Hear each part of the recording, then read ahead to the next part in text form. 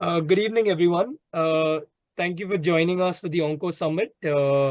It's on the theme Translating Research into Practice. And I will quickly introduce our program chairperson, Dr. Maheboob Basade, who is the president of ISMPO and the professor of medical oncology at Breach Candy Hospital and Jaslok Hospital, Mumbai, to please give the opening remarks. Over to you, sir.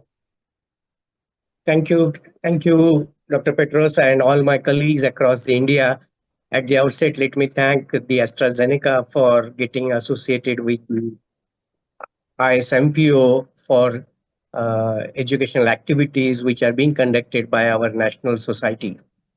So today we have Dr. Petros Christopoulos, and I'm happy to introduce to him to you, all of you. He is a professor of medicine and hematologist and medical oncologist at Heidelberg University in Germany. He has been responsible for several clinical and translational studies. He completed his training in internal medicine, hematology, oncology, transplant, genetic counseling, and palliative care, again in the Germany.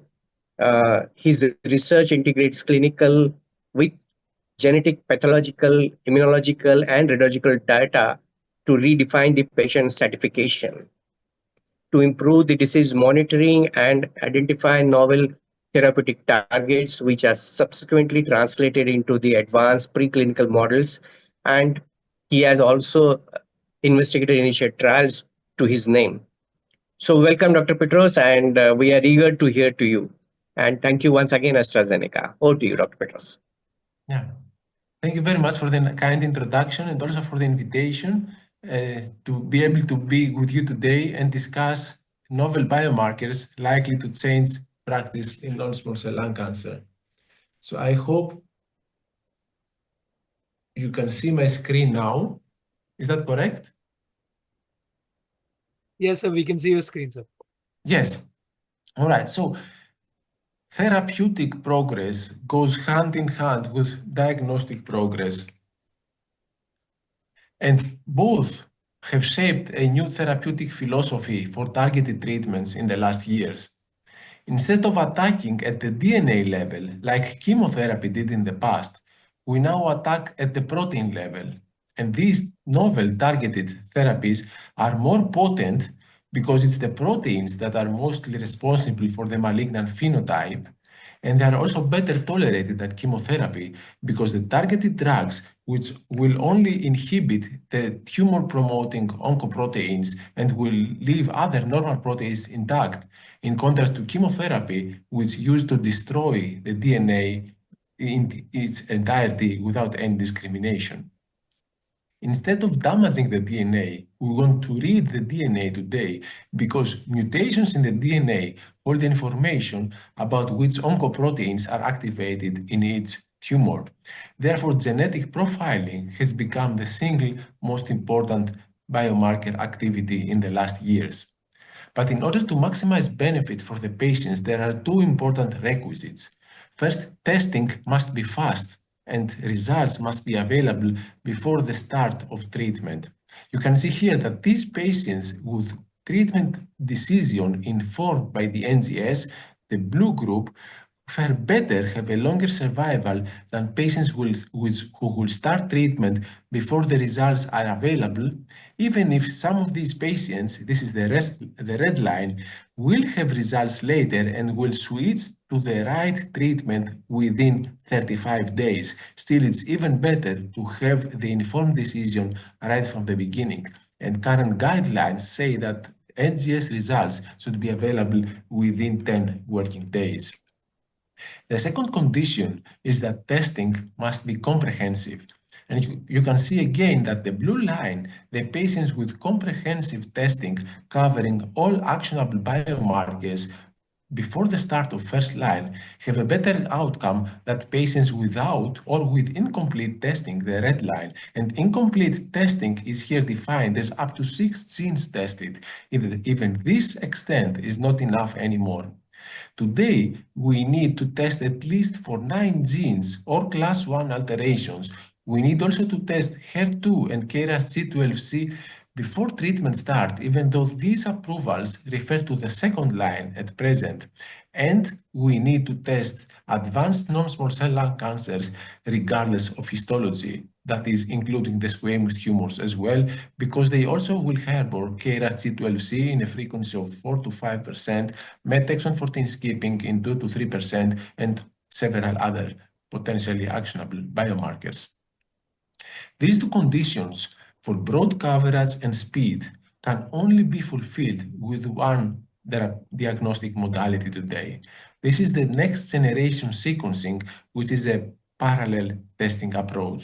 In contrast to previous older testing approaches, which are sequential, like PCR, Sanger sequencing, FISH, immunohistochemistry, there you would test the first gene and then the second and the third. With NGS, you can do this all at the same time. It's millions of molecules sequenced in parallel, and this provides with faster results within 24 hours for the most modern approaches. It is sample sparing, that is, with the small biopsies available in the routine setting, over 95% of patients will have molecular results. It has lower costs compared to testing all needed biomarkers sequentially. It's about 30% cheaper, and most important, it is more sensitive and more accurate than older methods. And you can see an example of this better reliability with the exon 20 insertions of EGFR. These are very polymorphic. We have over 100 variants described so far. And if you look across the table, about 40% of them can only be detected by the NGS. That is, you would miss them, these patients, if you would test with a PCR-based method, regardless of which PCR method you would try to apply. Therefore, we need to be cautious about EGFR wild-type reports when these are not based on NGS. State of the art today is the combined DNA and RNA NGS. That means from the same tumor sample, we will isolate both DNA and RNA, and we will perform the NGS twice.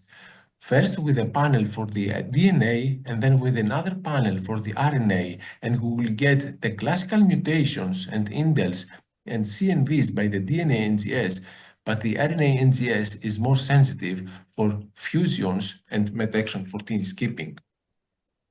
Meanwhile, we have very good data on this. You can see here a retrospective analysis of over 17,000 NSCLC patients who had been subjected to DNA and RNA NGS. And you can see that compared to DNA-only NGS in blue, the additional RNA NGS in red approximately doubles the yield of positive patients. With ALK fusions, red, and any other fusion, but also with MET exon 14 skipping. And if we concentrate on ALK, which is the most frequent and important fusion currently, the FISH has a high rate of false negative results. You will miss several patients. Immunohistochemistry has a rate of false positive results.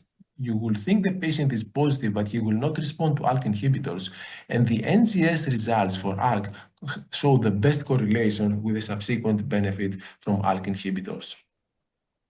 Now, another issue of increasing importance is the detection of rare fusions.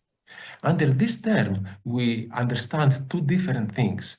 First of all, these are fusions for a classical oncogene like ALK with a rare partner, for example, a partner other than EML4. In order to detect them, you will need, besides the gene-specific primer, for example, the primer for ALK, a universal primer on the other side so that you can capture the fusion regardless of the fusion partner.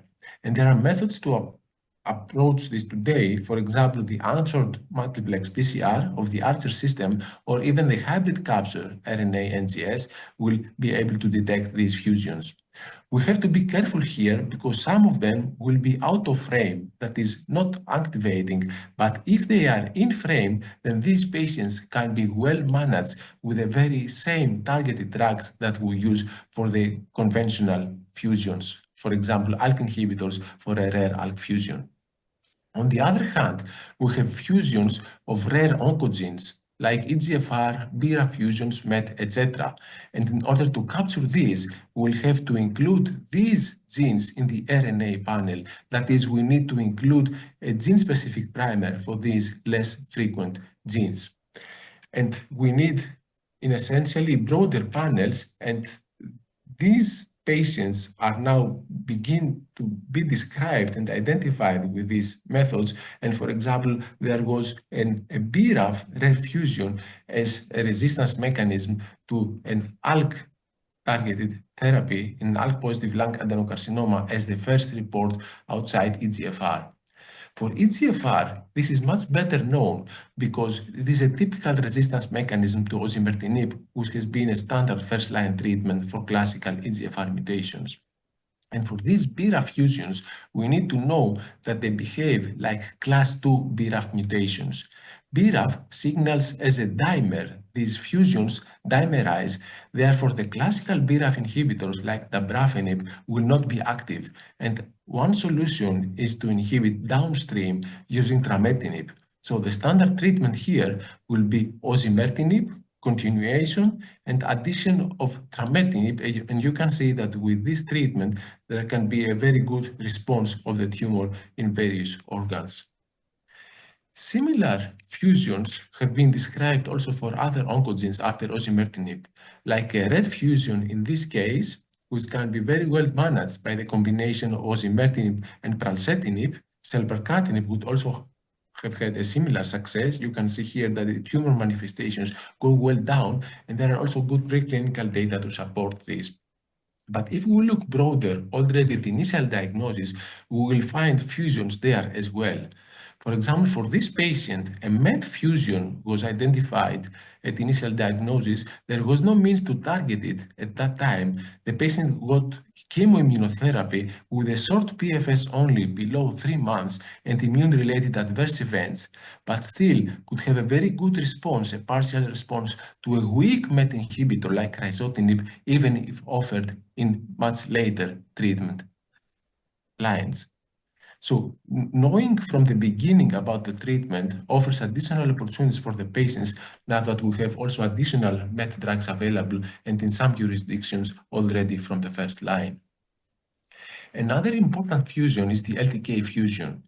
It's also rare, below 1%, but if you are wondering what importance 0.4% might have, you should consider that with this low frequency, nevertheless, over 7,000 of these patients will be annually diagnosed with NSCLC in the entire world. So even rare fusions can make an impact if we have the means to detect them. In particular for the LTK fusions, you should know that it is not included in any commercial panel, and in this proof of concept work, it needed to be detected using whole transcriptome sequencing.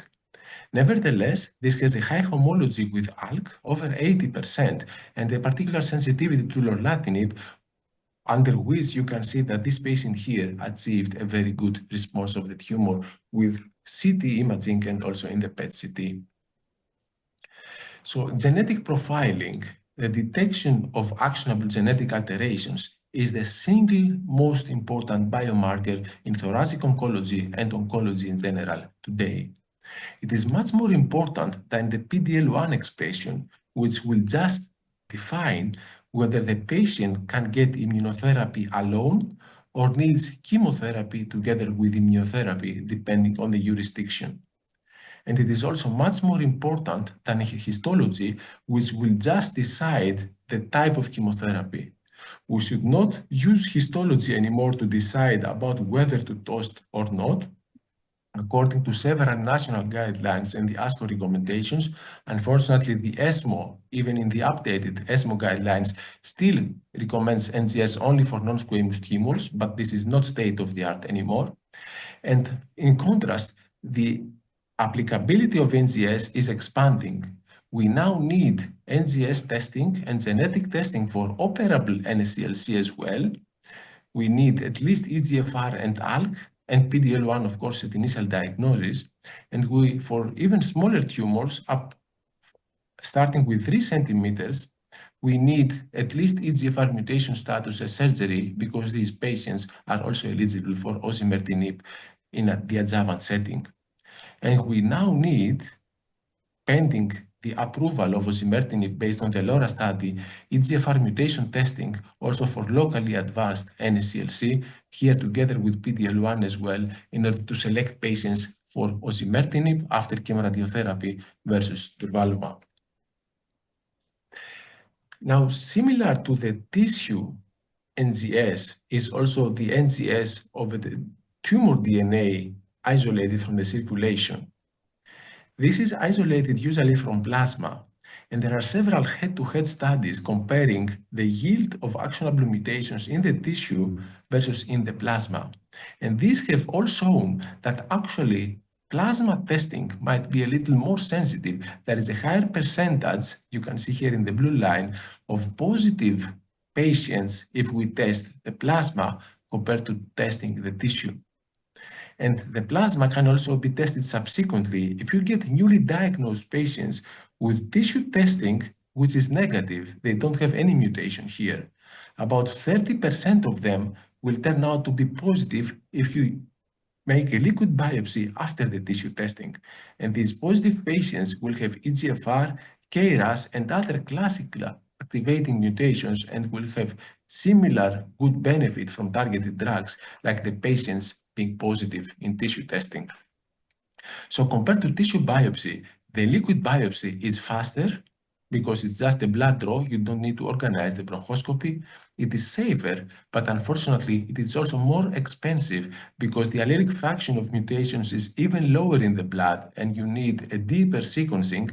And there is also a reimbursement problem outside the United States, even in Europe. We don't have approval for that type of testing yet. Does the allelic frequency matter? The answer is no. Whether you test the tissue or the plasma, if you have a technically valid result, it doesn't matter if your allelic frequency is 5% or 30%, if it is 0.05% or 1.5%. Every positive patient should receive the targeted drug, and the outcome in terms of progression or overall survival will be similar for patients with low and high allelic frequency. Nobody should be excluded from a targeted drug if he has detection of an actionable mutation. In terms of scope, there are broadly speaking, two variants of the NGS. There are smaller panels up to 20, 30, or 40 genes, which will include all actionable genes and several prognostic and predictive biomarkers like P53, KRAS, STK11, KIAP, etc. And there are also broader panels up to 300 to 500 genes, which will additionally deliver multi-gene biomarkers like the tumor mutational burden, HRD signature, and MSI. Examples of these broad panels are the OCA Plus of Thermo Fisher, the Foundation One, the TSO 500, MSK Impact, and others, whereas smaller panels are a bit less expensive and they are usually used at initial diagnosis where we just want to know about whether patients are eligible for some approved targeted drug.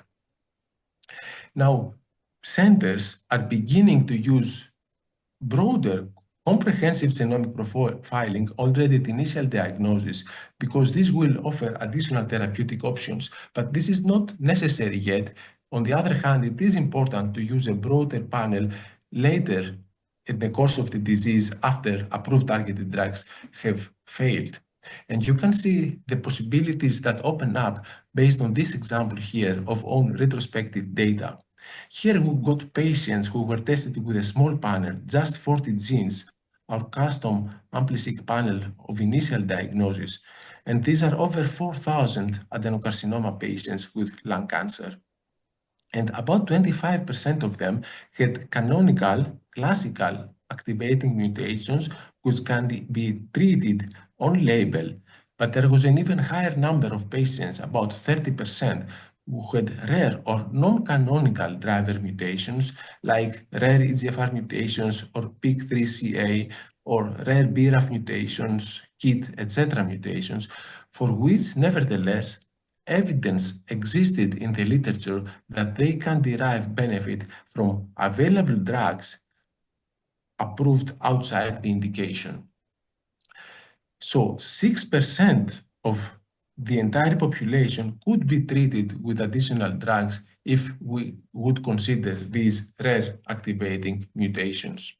And with larger panels, like the comprehensive panels of 300 and 500 genes I showed previously, this percentage will increase further, and also the complexity, and there the molecular tumor board becomes essential in order to optimize utilization of molecular results. The molecular tumor board has two main tasks. First, to decide about the actionability of identified mutations, and there are validated scales for this, like the ESMO SCAT scale. And second, to decide about the optimal drug and access to the drug for the patient. And there are three main sources: clinical trials, extended access or compassionate use programs, and off-label. And off-label application for a drug, it's unclear whether we should recommend an off-label drug or not for a patient. And the practical threshold that we're using is we recommend a non-standard treatment whenever there is at least one published case on the use of this drug or this drug combination in order to at least ensure feasibility and adequate tolerability for the patient. Now, there has been a long debate whether all this effort is worth it. There have been early results with cross-entity molecular tumor board efforts where the survival benefit for the patients has been minimal. Nevertheless, newer publications show that the benefit can be substantial if you apply the concept within an entity-specific board. This is an example about a molecular tumor board for non-small cell lung cancer, and you can see a significant difference of patients treated within and according to the recommendations of the molecular tumor board versus other patients. And there are many reasons why an entity-specific board can make a difference, and the most important one is the better patient selection. You can see here, among 15,000 patients, 77 ended up in the molecular tumor board, and these are distinctions that entity specialists, for example, lung cancer specialists here, can better make, and similar publications appear also for gynecologic cancers and several other entities. Now, at last, I would like to say a little bit about novel, further emerging biomarkers. A first important point is that immunohistochemistry is not dead. On the contrast, it's making a comeback. For HER2, mutations are the strongest biomarker, with the response rate for NHER2 beyond the first line of about 50%. But even if you have a positive immunohistochemical expression on HER2, you will have a considerable benefit from NHER2. It's about 30%.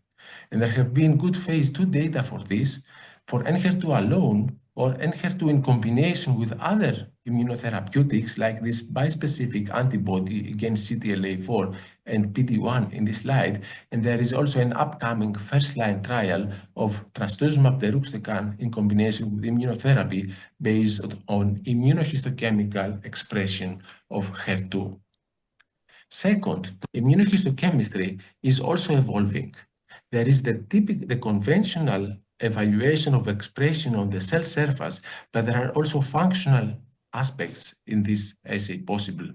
And here you can see the QCS TROP2 biomarker that AstraZeneca presented at the last World Congress for Lung Cancer. And this biomarker does not only capture expression, but also internalization.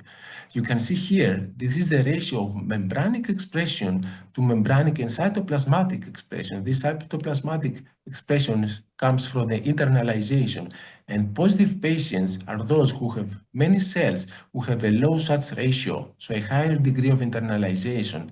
And if you apply this to pre-treated non-small cell lung cancer, about 2/3 of patients will be positive, and they will have a difference compared to negative patients, which is larger over 3 months compared to the difference of only 2 months that you would have had if you wouldn't have considered the biomarker. So beyond the first line, this will not play any role now because the difference is small and the analysis is post hoc, but you should know that this biomarker has been incorporated as a secondary endpoint in the ongoing first-line trials of datopotamab deruxtecan with immunotherapy plus minus chemotherapy as well. And there it can also make a difference also for approval. Second issue is that copy number alterations, the NGS is not enough.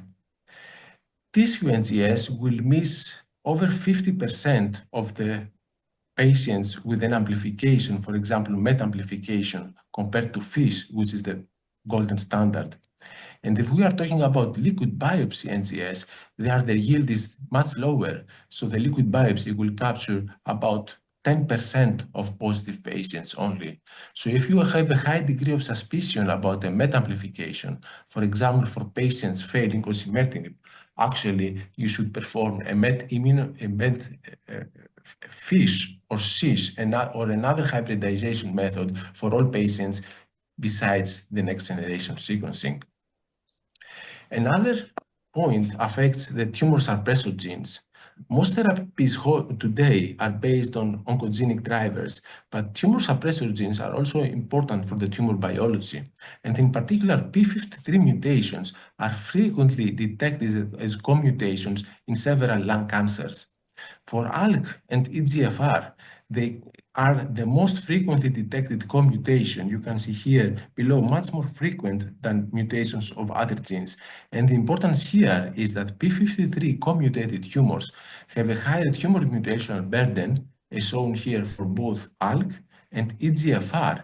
And these tumors have also a worse outcome, a shorter progression-free survival under tyrosine kinase inhibitors, be it EGFR, shown here, or ALK, and also a shorter overall survival.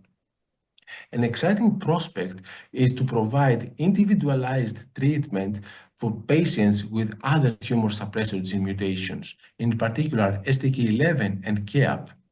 These tumors together are over 20% of newly diagnosed NSCLC, and we have seen in a sub-analysis of the Poseidon trial that the combined CTLA-4 and PD-L1 blockade with durvalumab and tremelimumab plus chemotherapy significantly improves the outcome for these patients compared to durvalumab alone or chemotherapy.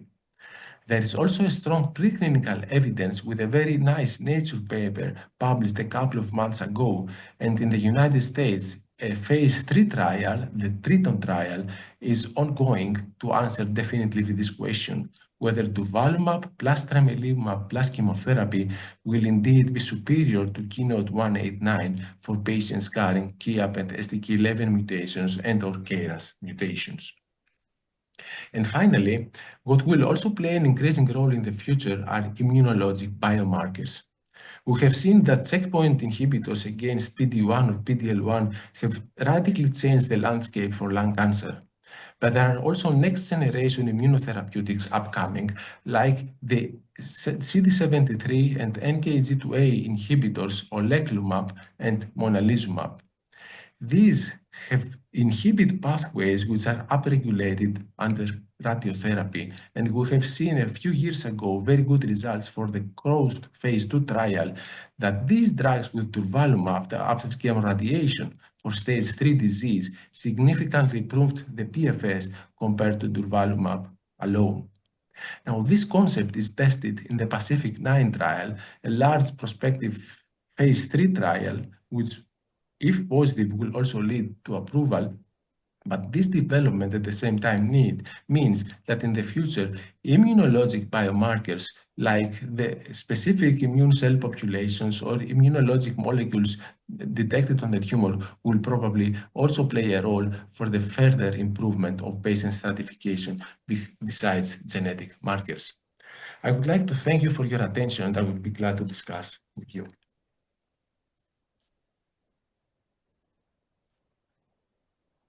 Thank you so much, sir. If we have any questions from the centers, we can take the questions, and we would request our esteemed speaker to please answer them. Yeah, so very good evening. Thank Dr. Petros for wonderful presentations and lectures. Am I audible? Yes.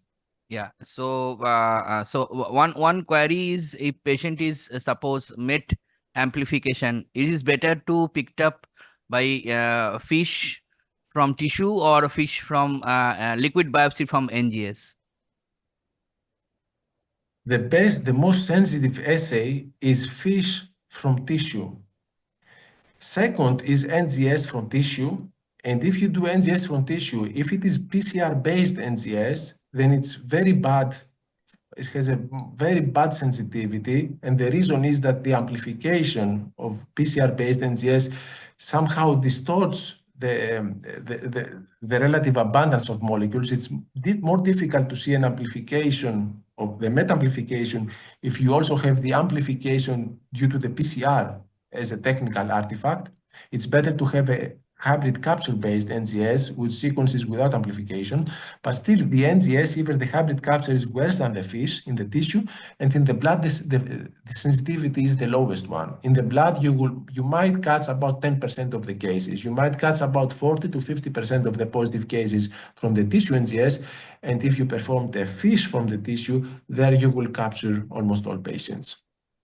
Yeah, but sometimes there is some therapeutic challenge where patient is isolated CNS progressions. We can't take the adequate tissue for the analysis for the fish. In that scenario, should we rely upon the liquid biopsy for the MET amplification to identify? This is the one of the challenge that sometimes faced in our clinical practice. Yes, this is a very good question. Indeed, we have several patients who have CNS-only progression under targeted drugs.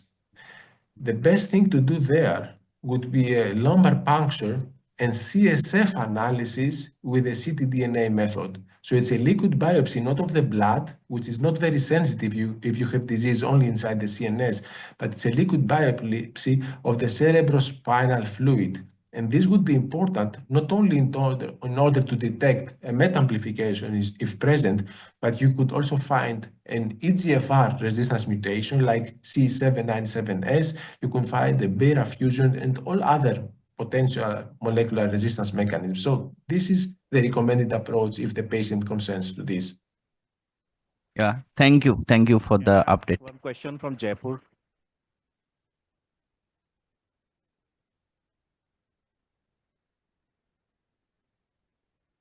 Please go ahead with your question. So I'm Dr. Ajay Bapna from Jaipur.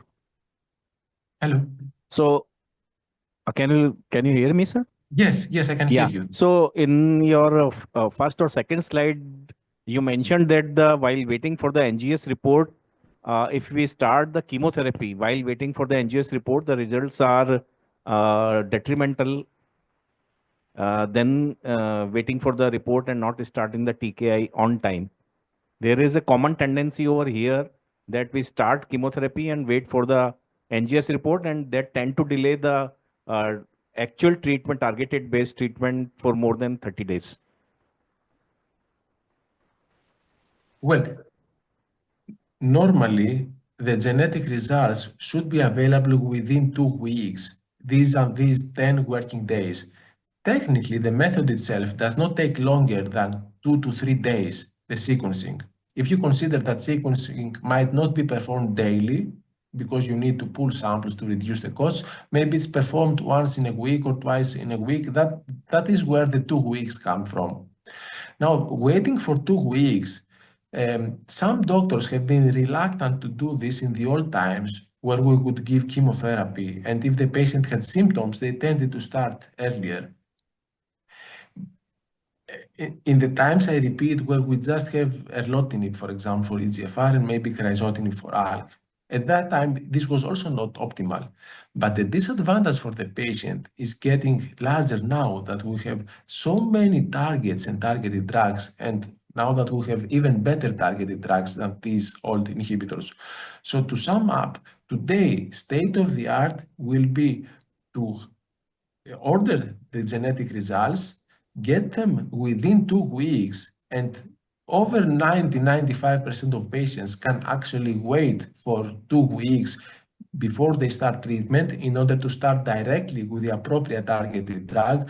And if for these patients you don't wait these 2 weeks, but start with something else and start with the targeted drugs much later, based on available data, it's very likely that the outcome will be inferior. Yeah, one more question. I am again Lalit Mohan Sharma from Jaipur. If I understood correctly, you said that ctDNA and tissue biopsy both should be subjected for mutation analysis simultaneously. Is that right? Well, this is a good question and ongoing decision. In the United States, they have FDA approval for several multi-gene panels of ctDNA. So it's approved and reimbursed. And in large centers, they do both. They do tissue and liquid at initial diagnosis. And if you do both, then you will catch maybe 10% of patients more, but you will increase your costs by over 200%. It's Yes. very expensive. Liquid biopsy is even more expensive than tissue NGS, but they have the money. The companies are American. It's just recycling of money within America. They don't care so much, and for the patient, it's better. Now, even in Europe, we don't have approval for a liquid biopsy multi-gene panel at initial diagnosis. Here in Germany, we have a special contract with the public insurance that who can do it for up to 5% of patients. And this is meant for patients where the tissue biopsy has failed and material is not good, or you cannot do a second biopsy, but we cannot do it for everybody. If I had the possibility, I would do it for everybody. But actually, tissue NGS is more important. You need the tissue anyhow to make the diagnosis of lung cancer. This is a histological diagnosis. And in most cases, if you have tissue for histology, then the material will be also sufficient for NGS. And this is the usual practice. And this is the first step to conquer. So before thinking about liquid biopsy, I would like to make sure in a healthcare-wide setting that most patients can have access to tissue NGS at initial diagnosis. This is sine qua non. This is absolutely necessary today.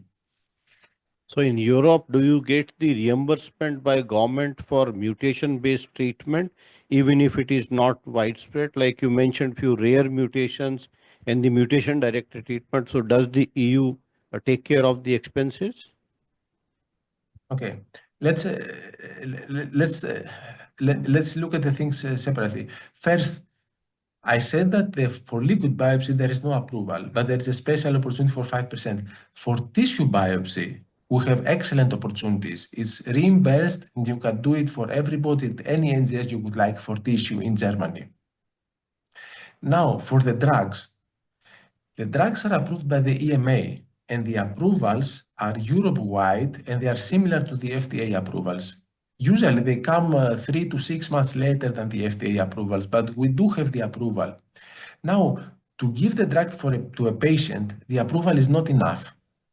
The approval comes centrally from the EMA and is valid for all countries, but every country itself will decide about the price.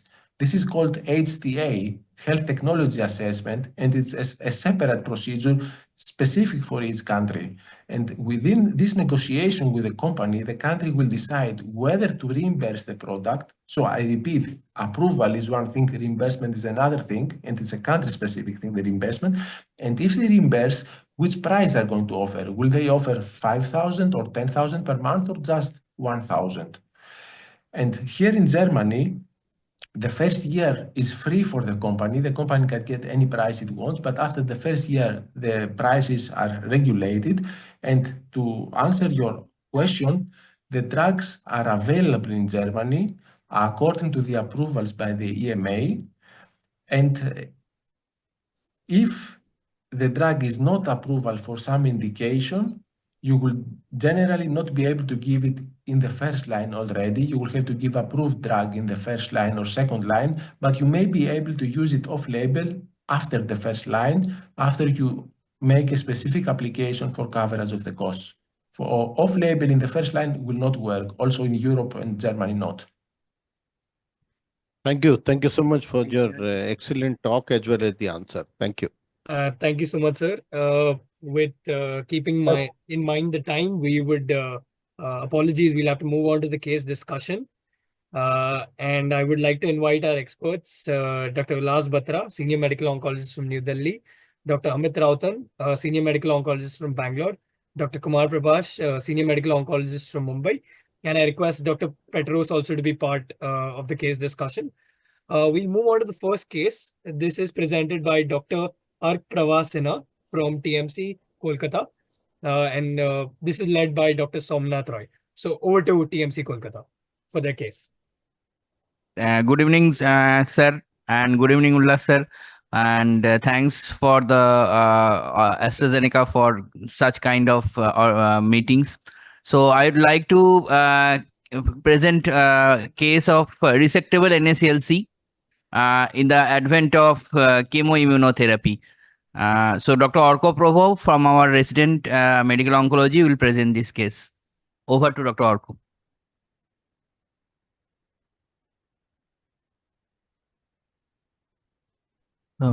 Thank you so much, sir, and thanks to all my seniors.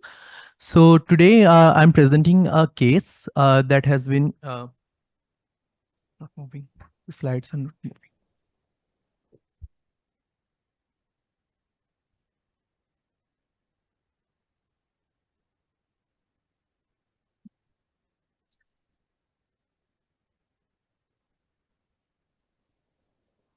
Yeah, it changed.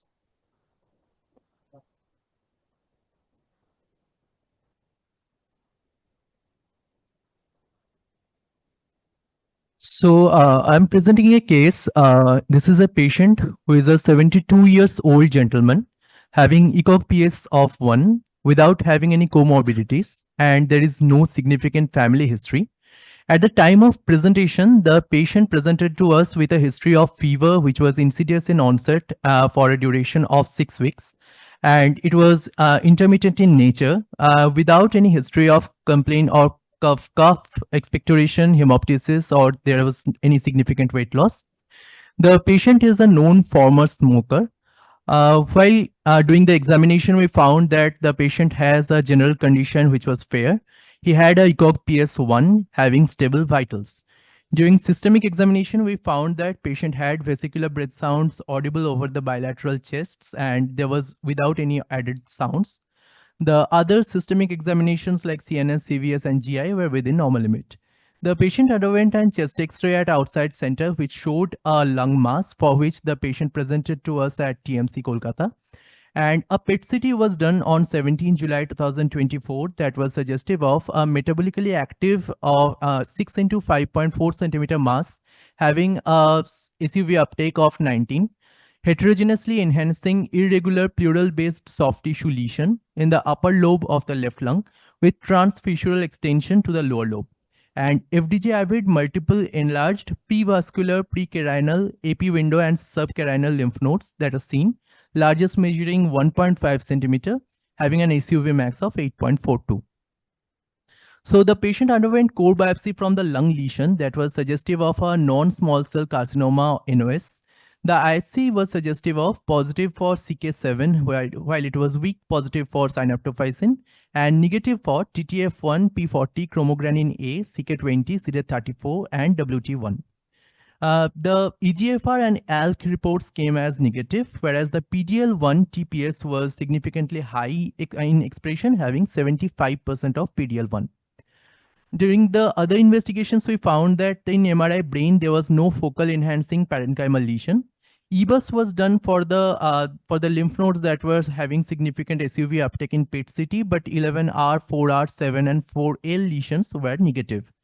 The PFT FEV1 was 79%. DLCO of single breath was found to be 30%, and of 1 liter of alveolar volume was found to be 58%.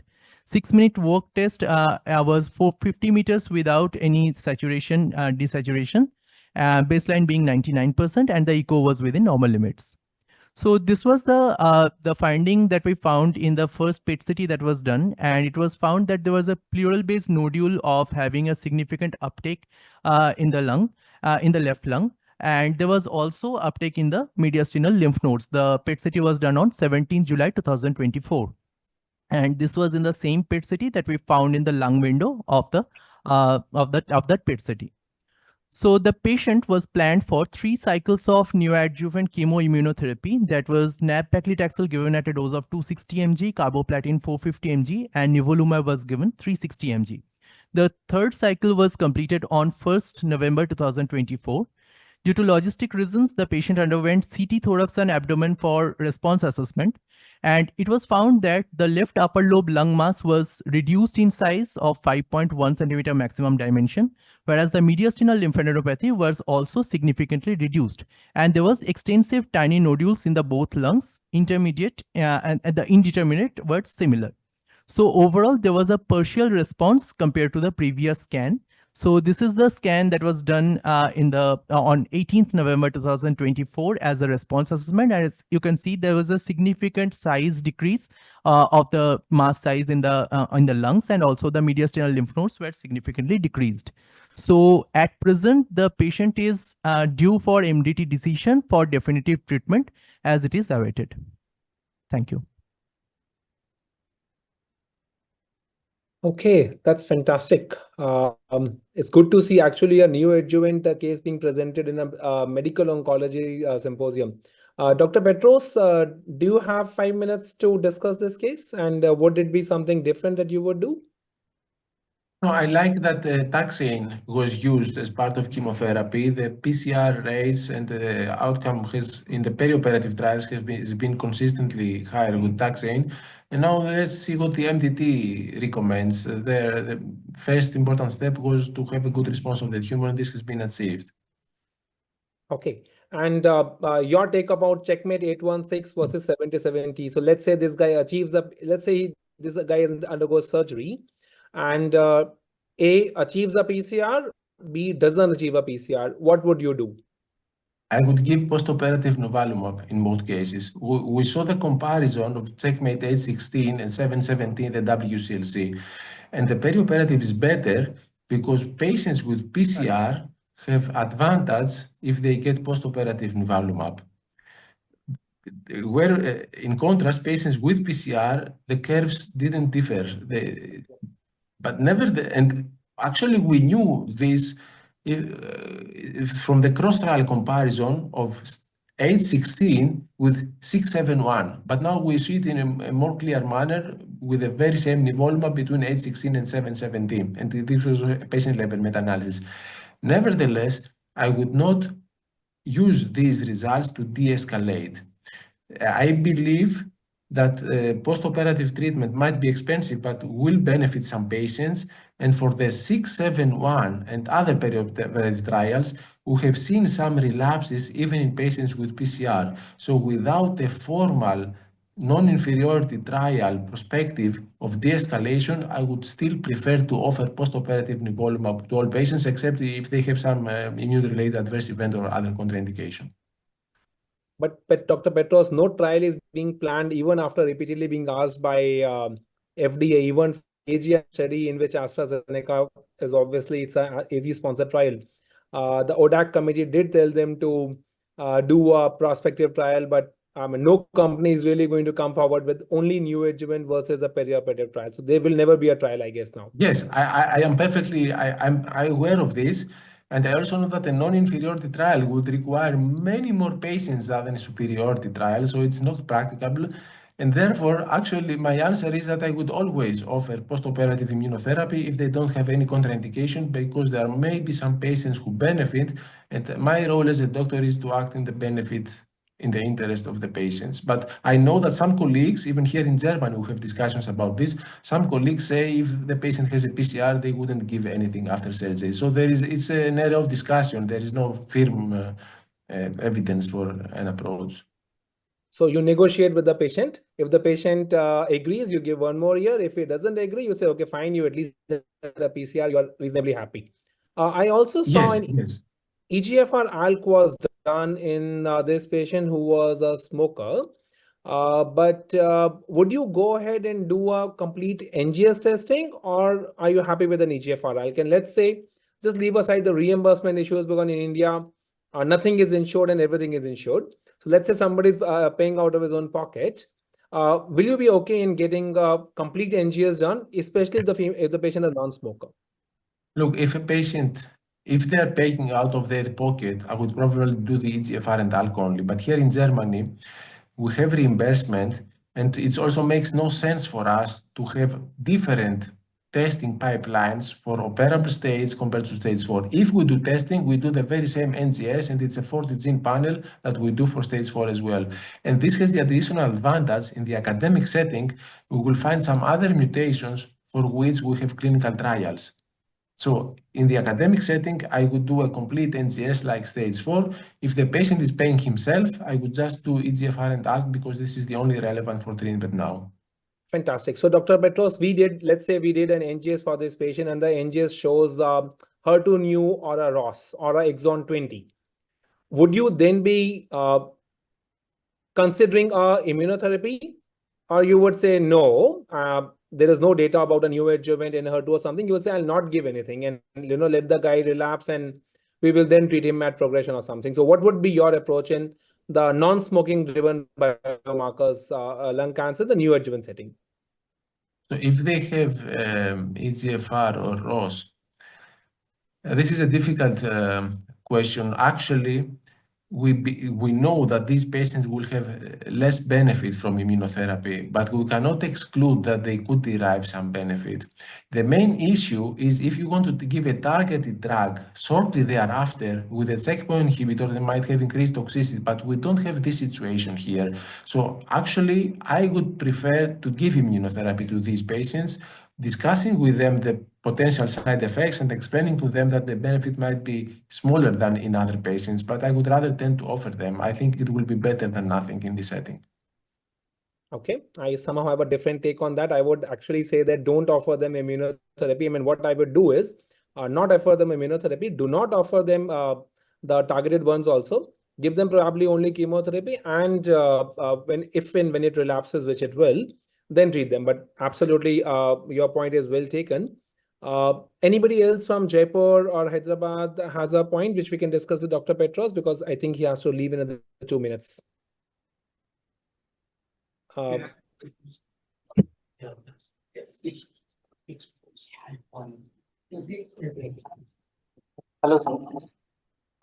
sir. Press.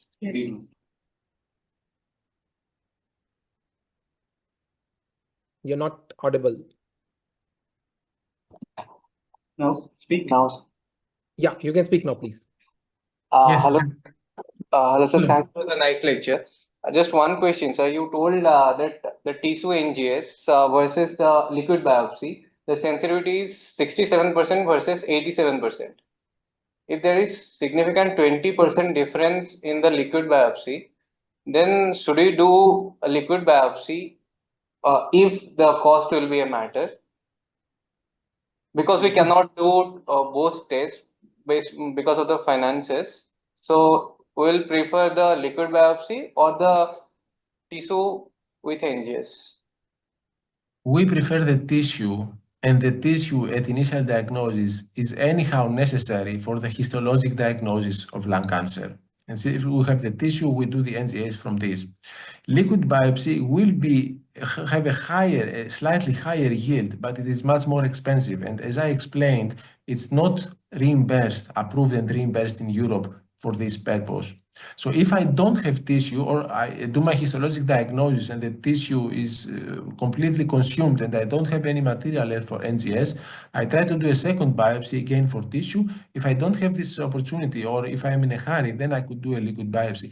Liquid biopsy will also miss some cases compared to tissue. So it's the best for the patient would be to do both, but this is much more expensive, and it's not possible in Europe. You can do it in the United States. So tissue has priority, and there are also some special things that you can only see in tissue, and this is important beyond the first line. For example, we discussed before that MET amplification, HER2 amplification, and other CNVs are only evident in tissue, and also for the biopsy, sometimes there is a small cell transformation. You will also not see that in the liquid biopsy. If the patient is failing EGFR TKIs, about 5% might have a small cell histologic transformation, or even after immunotherapy, this can happen. It's better to have a tissue biopsy, and then liquid can be added as a complement. But whenever I can get tissue, I prefer to get tissue. So if I have to summarize, I think it's A, tissue and liquid both, B, tissue, and C, repeat biopsy and tissue, and D would be only liquid. I mean, that is the protocol that we would probably follow in our institute. Anybody else has any question for Dr. Petros? I think he has to leave in another 30 seconds now. Yeah, exactly, because I have another obligation. I will try to stay a couple of minutes, but they will knock on my door or call me at any time now to go to join a meeting that we have here. It was a fantastic lecture by you, Dr. Petros, and thank you for staying over here. And with this, can I go to center number 2? And that is, I think, from Hyderabad. Thank you very much. Bye-bye. Thank you. This is going to be by the NIMS of Hyderabad by Dr. Madhavi. So from, am I audible? Yeah. From NIMS Hyderabad, Dr. Madhavi, our final year senior resident, will present the case. Good evening. At the onset, I would thank my seniors and the organizers for this opportunity. So today, presentation.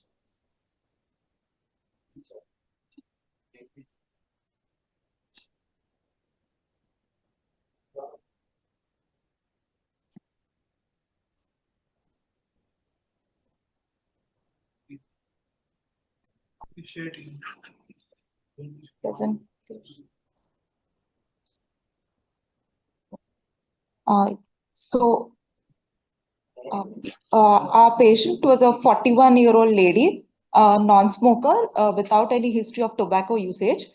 She presented in the month in July 2023 with complaints of new onset seizures and weakness of left upper limb and lower limb. There was no history of cough or chest pain, dyspnea, hemoptysis, or loss of weight or appetite. MRI brain with contrast was done, which showed a 1:6 into 1.5 centimeter thick-walled lesion in the right parietal lobe with perilegial edema, and the spectroscopy was suggestive of a choline peak. So the picture was suggestive of metastasis. So a PET CT was done, which showed a 3.4 into 3.2 centimeter lesion in the right lung with right hilar lymph nodes and a solitary brain metastasis in the right frontal lobe. A CT-guided biopsy of the lung lesion was then done, which was suggestive of non-small cell lung cancer favoring adenocarcinoma with lipidic pattern. And tissue NGS was sent, which showed a EML4 ALK fusion and also a EGFR exon 19 deletion. And the PDL1 was negative. The patient was then planned for a SRS, and after mediastinal staging, she even underwent a right lower lobectomy in November 2023. The post-op HP was suggestive of a 5.8 into 3.8 centimeter lesion, pulmonary adenocarcinoma, which was pathological T2 and N1. Later on, the patient received 4 cycles of pemetrexate and cisplatin, and during her 4th cycle, patient had a seizure episode and new onset of left upper limb weakness. So she was reevaluated with a MRI brain and a PET CT.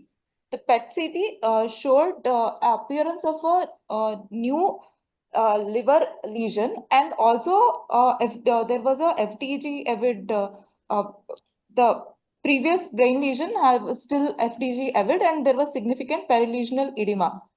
Later on, in the MRI brain also, the patient had the same lesion was present with the increase in the vasogenic edema.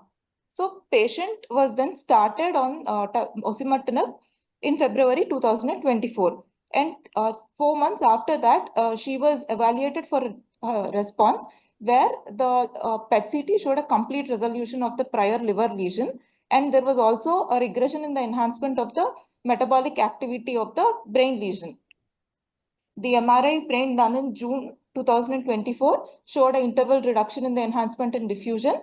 And later on, a repeat MRI brain, which was done 2 months ago, also showed a persistence of the good response. So currently the patient is being continued on osimertinib. Thank you. Fantastic. Sometimes it is so nice to see an oral tablet working so much nice, actually. Dr. Somnath, your take on this? Yeah. You agree with all this thing has been done? You would do something differently? Some new thoughts? Actually, nicely presented case, sir. So one thing is the NGS report shows that EML4 ALK plus del19 positive. There is a dilemma, and I think variable allele frequency VAP is checked in this NGS because patient is osimertinib on del19 positive, not any ALK inhibitors. So that is one good question that should keep in mind. And number two is when patient is progress on liver mets, this repeat biopsy can be performed from these to check the any alteration of the changes on patient on osimertinib progression.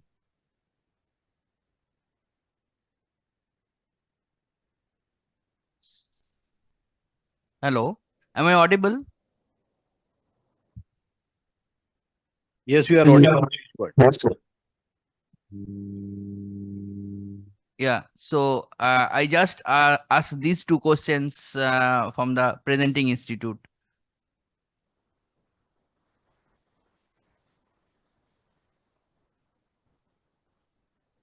Dr. Kavita, can you answer these? Actually, I missed the talk in between.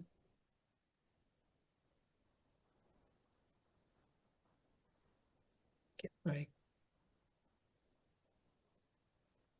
Somebody from Nizams can answer this? Sir,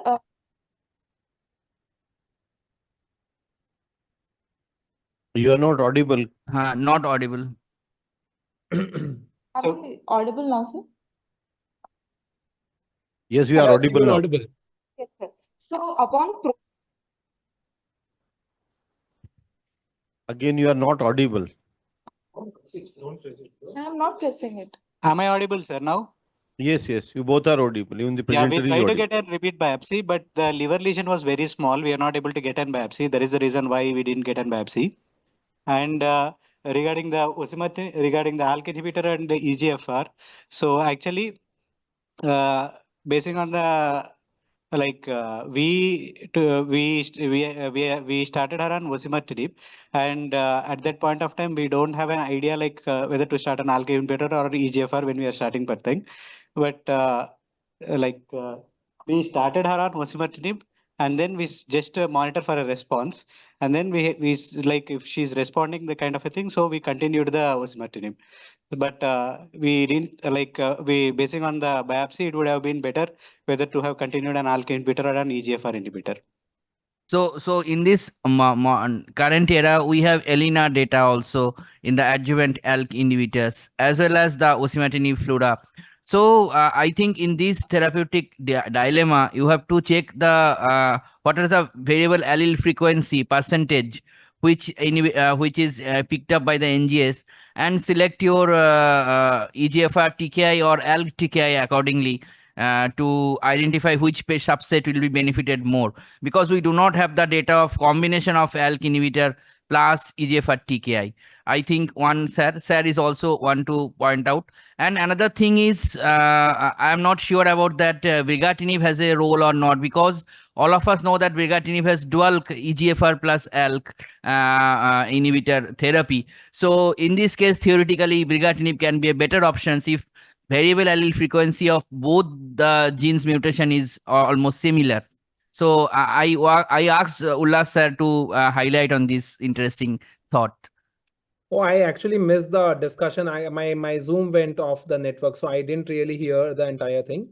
So it is a case of, I'm just briefing, it's a case of non-small cell adenocarcinoma lung resectable solitary brain mets, NGS picked up by the ALK fusions as well as del19 positive. Patient received 4 cycles of pemetrexed cisplatin. After that, put on the osimertinib as per the flora. After a certain period of time, he has significant response, but the isolated oligoprogression in the liver. And that time, I think repeat biopsy was not done, and osimertinib is continued, and patient is fair response with the osimertinib. That's the questions of discussions. Fantastic. So my take on this dual EGFR ALK mutations or rearrangements, this is very rare. First of all, please go back and recheck. Do an ALK by IHC, do an ALK by FH, do an NGS from another lab and actually confirm this one. Do a liquid biopsy to confirm these two things. Although there have been papers by Dr. Vanita's group in Tata, and we have one case report in which we have given both osimertinib and alectinib together. Difficult to say which one will get more. Both of them in combination also can be given. We had given osimertinib plus alectinib to a patient. But typically, when you go back and do a NGS and IHC and FISH, you will realize that these are very, very rare things to happen. When this patient progressed, and presuming that they had a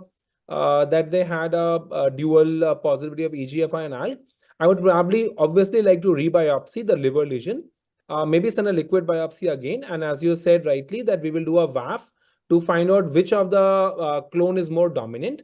If the patient can afford, there is no harm in giving osimertinib and alectinib also together. I will not really give OC and lorlatinib together because to me, the toxicity might just become a bit more.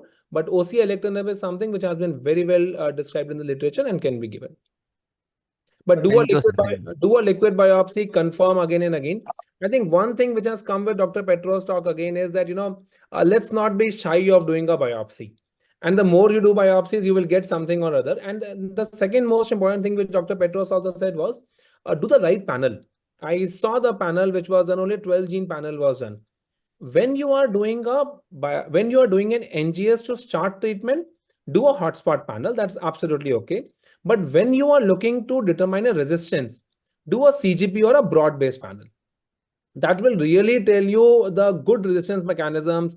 We have had some 3 cases, very nice cases of a patient on EGFR who was tried on lorlatinib or dacomatinib, then got T790M, then osimertinib, then had progression, report him into Savannah study, MET amplification, then gave chemo, now has BRAF inhibition. We have given him OC plus dabrafenib, trametinib.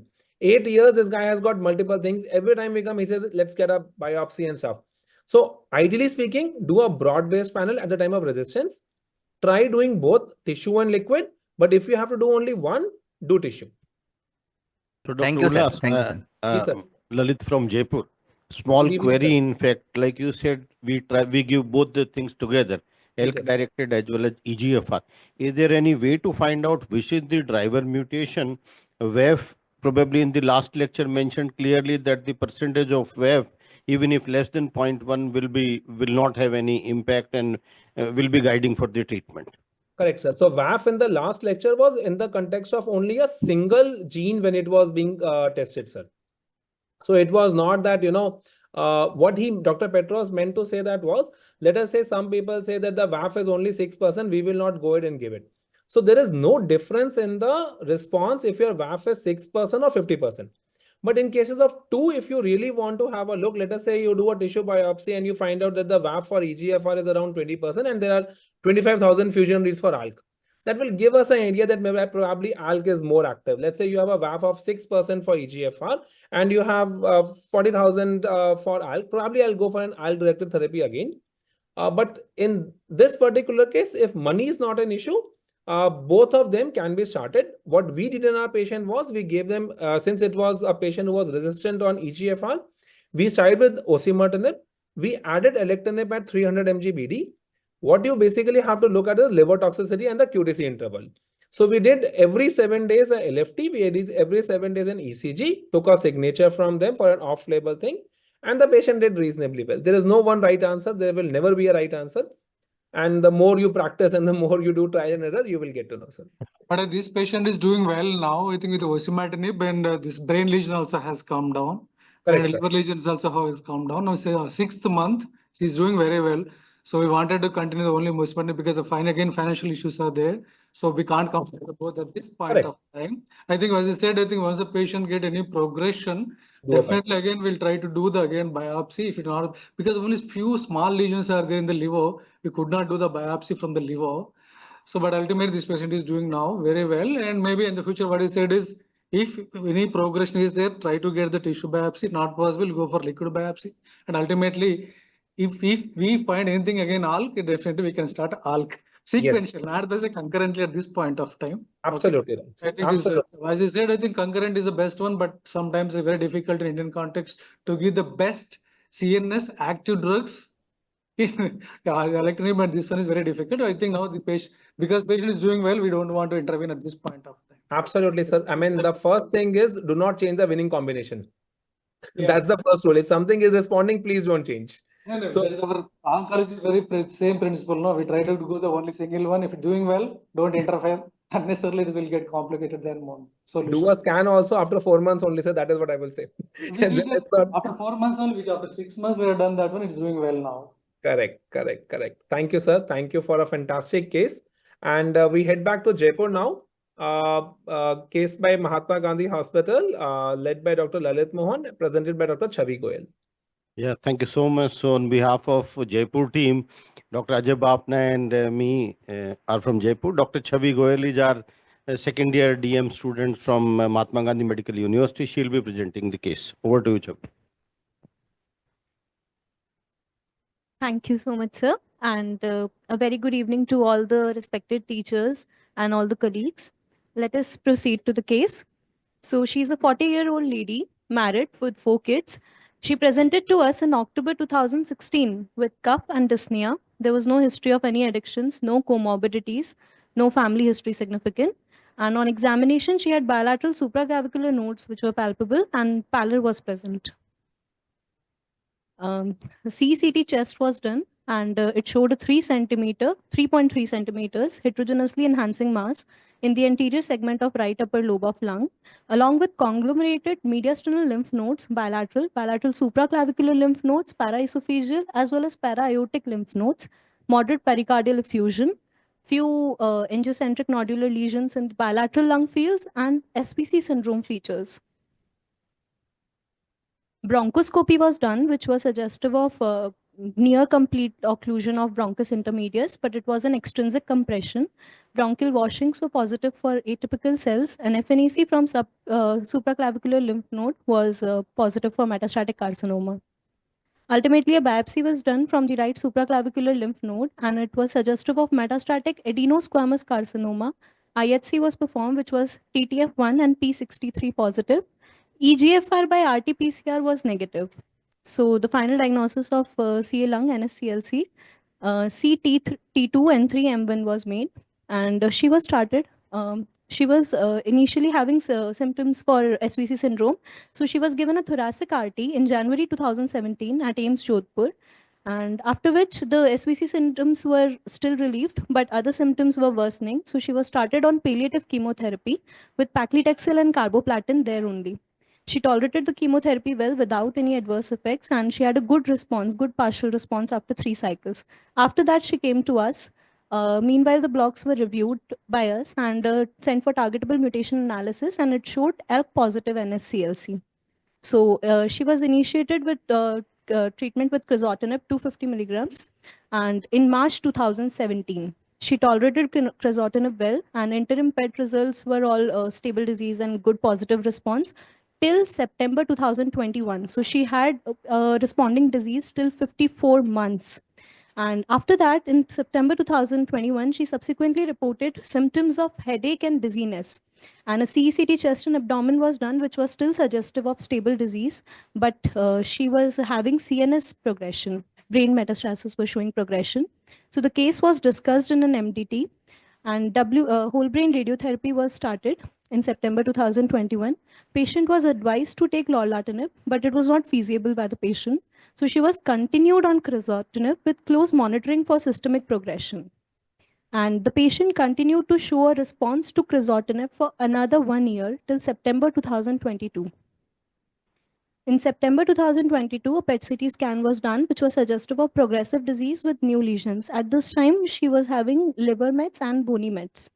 And again, lorlatinib was offered, but it was not feasible. So she was started on palliative chemotherapy. And pemetrexed and carboplatin was given for 6 cycles, which showed a good partial response. And after that, she was continued on pemetrexed maintenance for 21 cycles, which accounted for around 2 years, and with interim PETs showing good response. In September 2024, recently, she developed headache, vomiting, and altered behavior.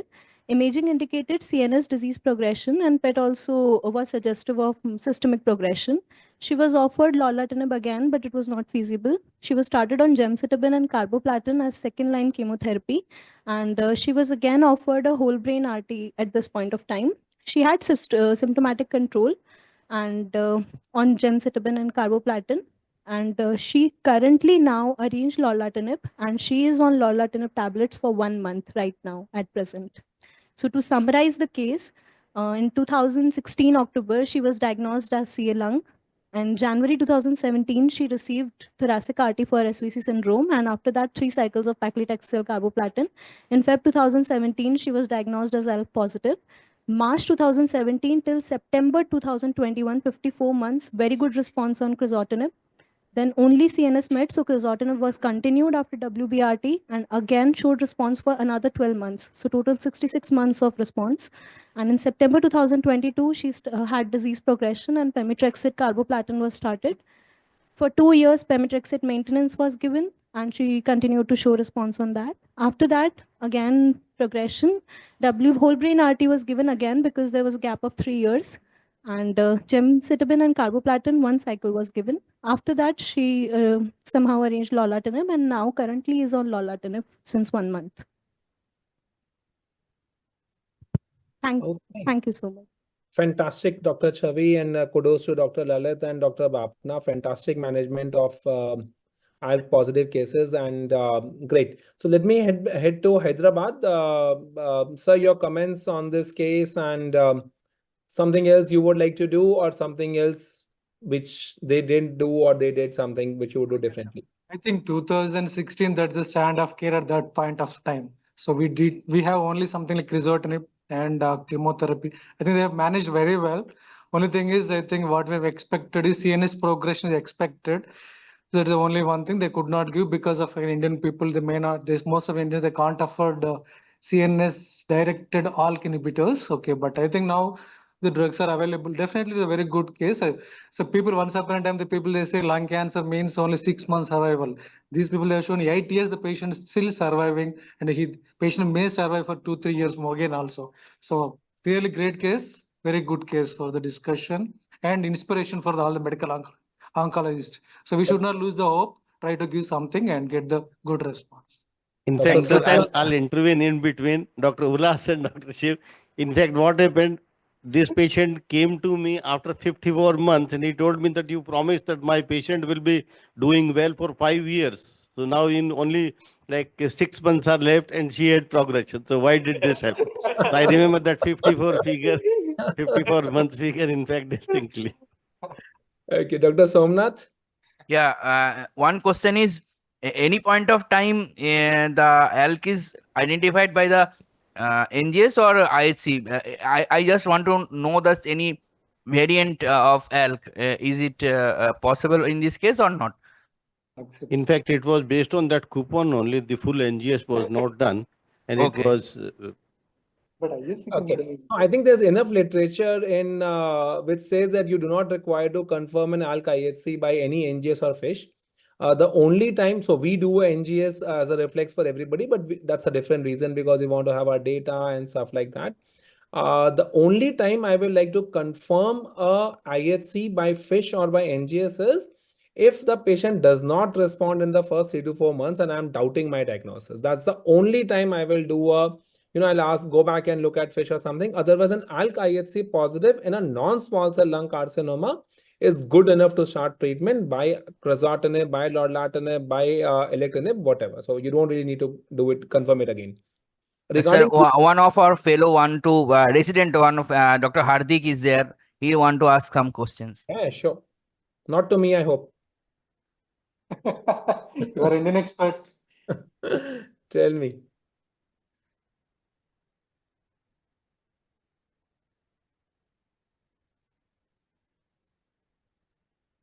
Hello. Can you all hear me? Yeah, please go ahead. Yeah, so as we know that the biopsy review shows adenosquamous component, so I want to know the what percentage of adenocarcinoma and what percentage of squamous cell carcinoma, because as we know that pemetrexed can't be offered in squamous cell lung cancer.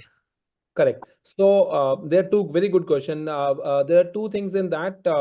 So this was an old classification in 2016, in which adenosquamous was there. In fact, when we started testing for our ALK, the first 3 or 4 patients with ALK positivity were there in adenosquamous only. What we did was, what I want to tell you is that just because somebody has got an adenosquamous, please do not deprive that patient of a molecular testing. We do molecular testing in squamous cell also, and that is also absolutely okay. It is difficult to say what percentage, so they gave crizotinib, absolutely right. The choice of chemotherapy following that pemetrexed carboplatin could have been paclitaxel also. There's slightly more data. But as you can see, I mean, so what I would do in this case is, if it's an adenosquamous, I will start them onto 4 cycles of of paclitaxel or gem carbo, and then give them pemetrexed maintenance. That's a standard one, exactly because of the reasons that you told. But the important point is, do not test anybody for NGS only because it's an adenosquamous. In fact, adenosquamous have got a lot of positivity of anything in ALK or EGFR. Thank you, sir. Thank you, sir. Any other questions from any center? Nizam, Hyderabad is very quiet. No, you said, sir. You said. Okay, we will now go to the other Mahatma Gandhi Institute from Vizag. I think Stalin is there.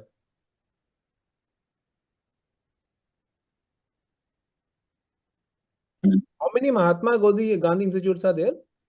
In fact, each city, each corner has got Mahatma Gandhi, and there are a lot of universities and medical college, hospitals. So still it will continue till our lifetime. So this is the harm of being in Delhi, no, sir. We don't think all these things. Okay. Please go ahead, Dr. Shalin. Rajiv Gandhi, no? Not I know. That's what I was saying. Sir, am I audible? Yes, you are. Yes, sir. Thank you. So it's a last minute call. So I made a small case of the toxicity and which I experienced with the osimertinib. So we will check with all your experience. So how to deal about that case. So a 68-year-old female presented with cough, chest pain, and breathlessness to our hospital without any further significant history of hemoptysis or hoarseness of voice. She underwent a CECT test which showed a right upper lobe lesion, and she was referred to our hospital where we did a PET CT scan which showed a right lung upper lobe lesion with bilateral lung nodules, bone lesions, and moderate pleural effusions and minimal pericardial effusion. The biopsy was adenosine, and we sent a limited panel NGS. So because the patient was symptomatic, we suggested to receive 1 cycle of chemotherapy, but the patient denied. So we started her on empirical geftinib. So because from my Nizam's experience, we had analyzed the data in non-smoker females, the incidence of EGFR found to be around 60%. So most probably 55 to 60% from the data. So we started on empirical geftinib. She had improvement after 1 week and hence continued on geftinib till the NGS report come. So 2 weeks later, the NGS mic is gone. Hello? It's okay now. We're able to hear now. She was counseled for osimertinib and she was started on Tagrisso 80 mg once daily. And after 10 days, she has used 10 tablets and developed a severe shortness of breath and came to emergency. Her saturations were 60% on room air. She was admitted and started on oxygen support, and a HRCT was done. In 1 week. Am I audible? Hello? Yeah. Yeah, please go ahead, Dr. Shalin. So, yeah, HRCT showed an interstitial, the pleural effusion was there and an interstitial pneumonitis kind of thing. We were not sure whether it was a drug induced or whether because it was a viral. So, but we tested for the viral, there was no fever, the COVID swab was negative and viral pneumonia panel was negative. So we withheld the osimertinib and she was started on steroids. She slowly improved with steroids and off oxygen support in 4 days with the dexamethasone support. So she was discharged after 7 days of hospitalization and she was planned to restart osimertinib with the cover of steroids. So we did the same thing. So steroids were slowly tapered and stopped and osimertinib continued. And after 5 months, she had a very good response to the disease. The interstitial pneumonitis pattern also has been gone, and she is completely off oxygen, and she's her initial symptoms of cough, breathlessness, everything has been disappearing, and she is doing very well on the osimertinib continuation. And as of now, she completed 7 months of osimertinib, doing fine, no complaints, and we have completed 7 months of osimertinib. So the only problem is whether we could relate this to the osimertinib and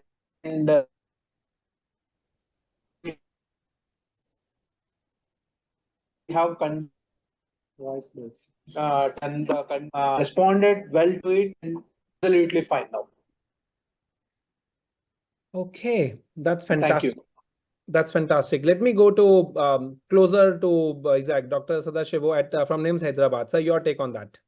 I think there is a sometimes very well-known complication of EGF for either Gefnib or erlotinib. Initially, we used to see these reactions with erlotinib, Gefnib also, but not within 1 week of therapy. There's only one hard point here. But usually we have some experience with the osimertinib also, but problem is they'll resolve after some time. So once you stop the medication, but the pathophysiology, we can't say them ILD. It looks like something like an AIDS picture, but they'll respond very well with the steroids. So we have such experiences, but they are not permanent ones. So the temporary thing, I think we can continue after some time. But only problem is that we have to convince the patient, counsel the whole family. That's the most important thing by starting this therapy. Yeah, restarting therapy. Okay. The from Jaipur, Dr. Lalit Mohan, Dr. Bapna sir. No, I think we agree to Dr. Shiv. Fantastic. Dr. Somnath. No, we are also agree with this. Okay, so I have a different point of view on this.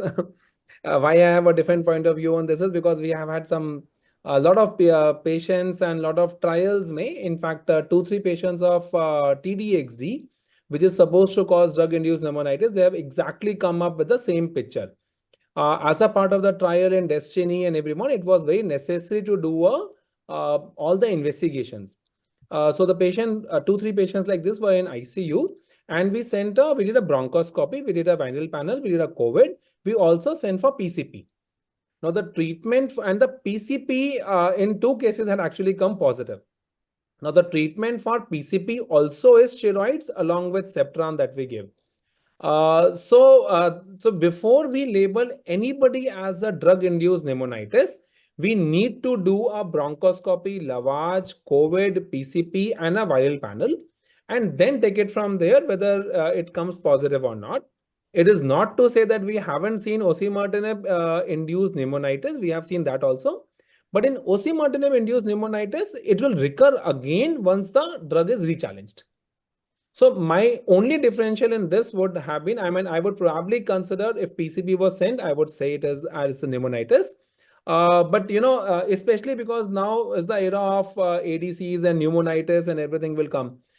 Every time you suspect, anything with amivantamab or Enhertu or datobrato, whatever, you will need to do a bronchoscopy, lavage, send for gene expert, send for PCP, send for COVID, and then only once they are negative, then only kind of label it as drug-induced toxicity. That's my take on that.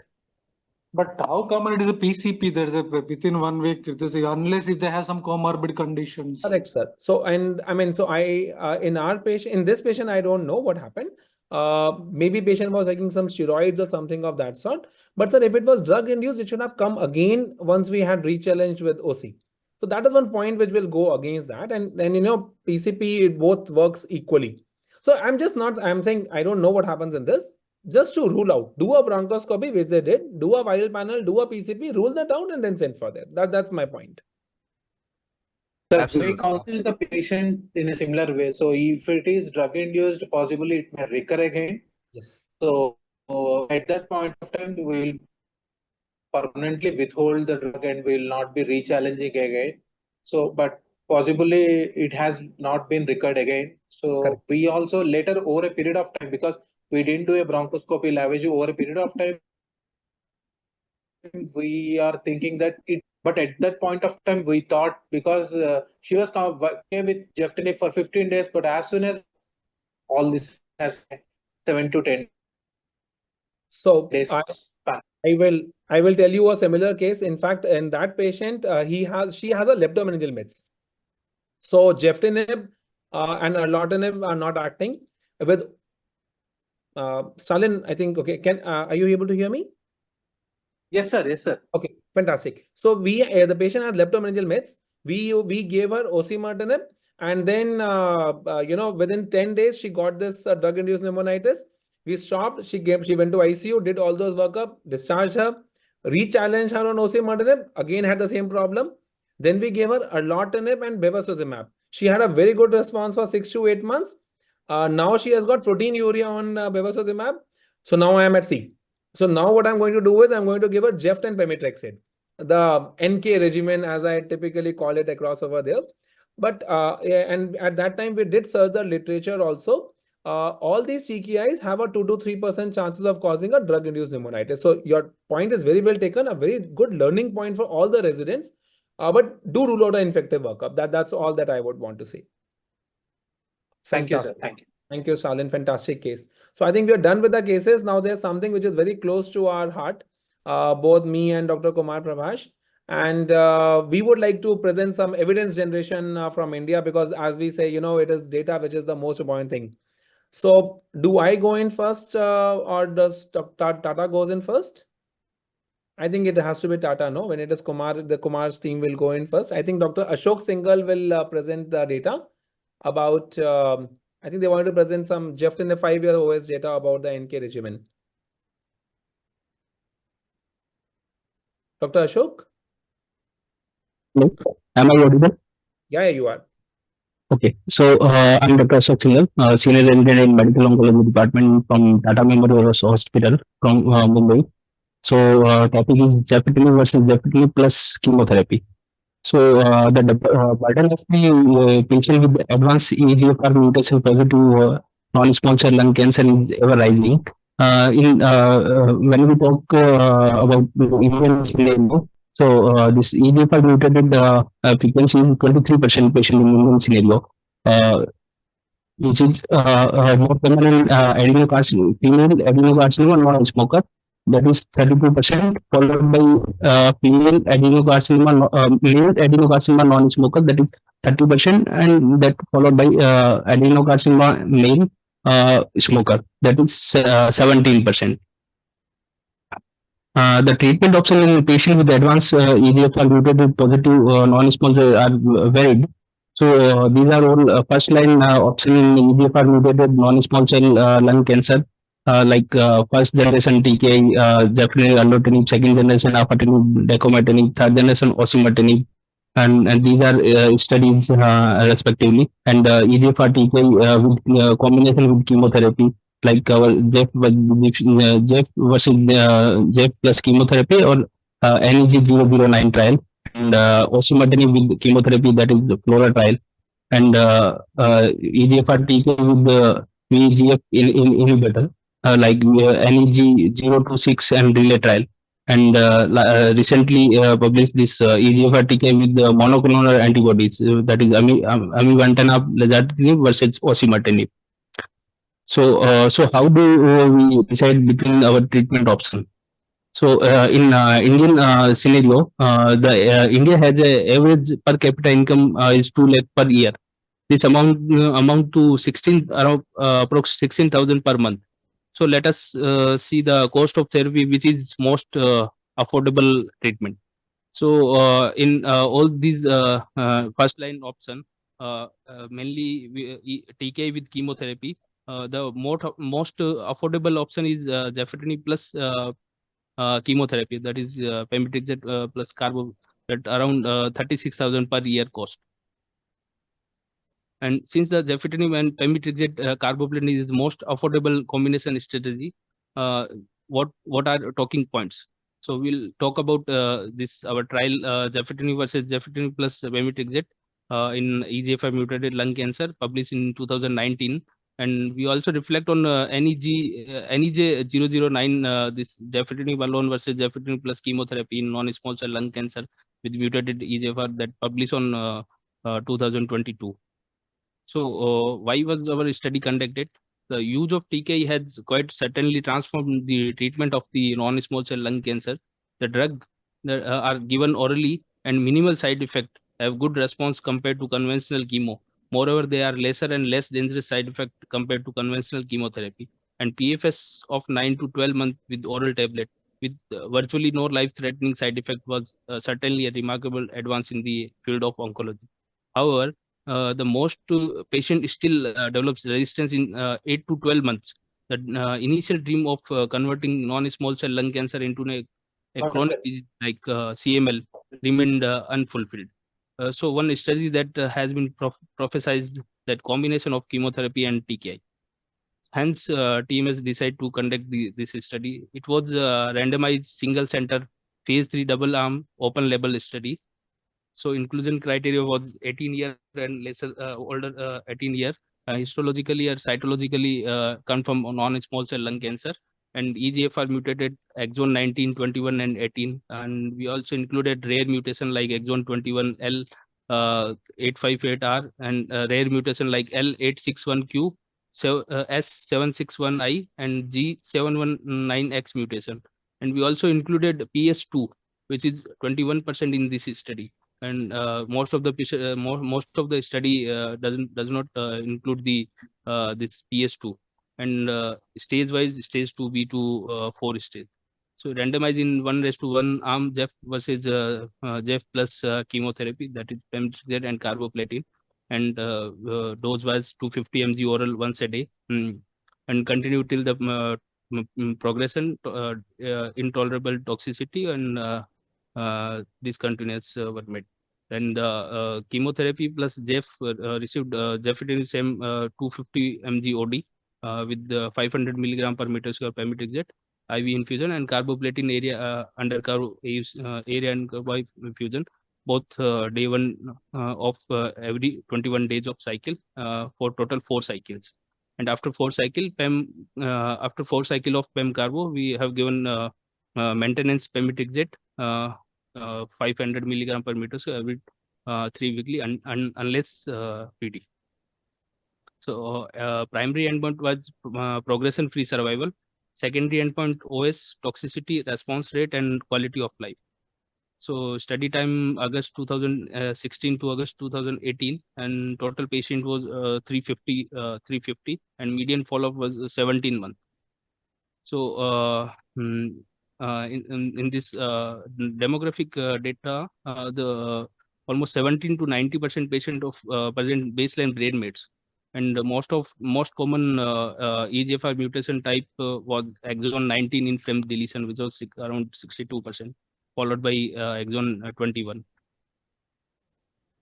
Coming to the result, so radiological response, most commonly partial response, which was we observed, with 72% versus 61%, and CR rate is 2.9 versus 0.6, and stable disease 12 versus 22%.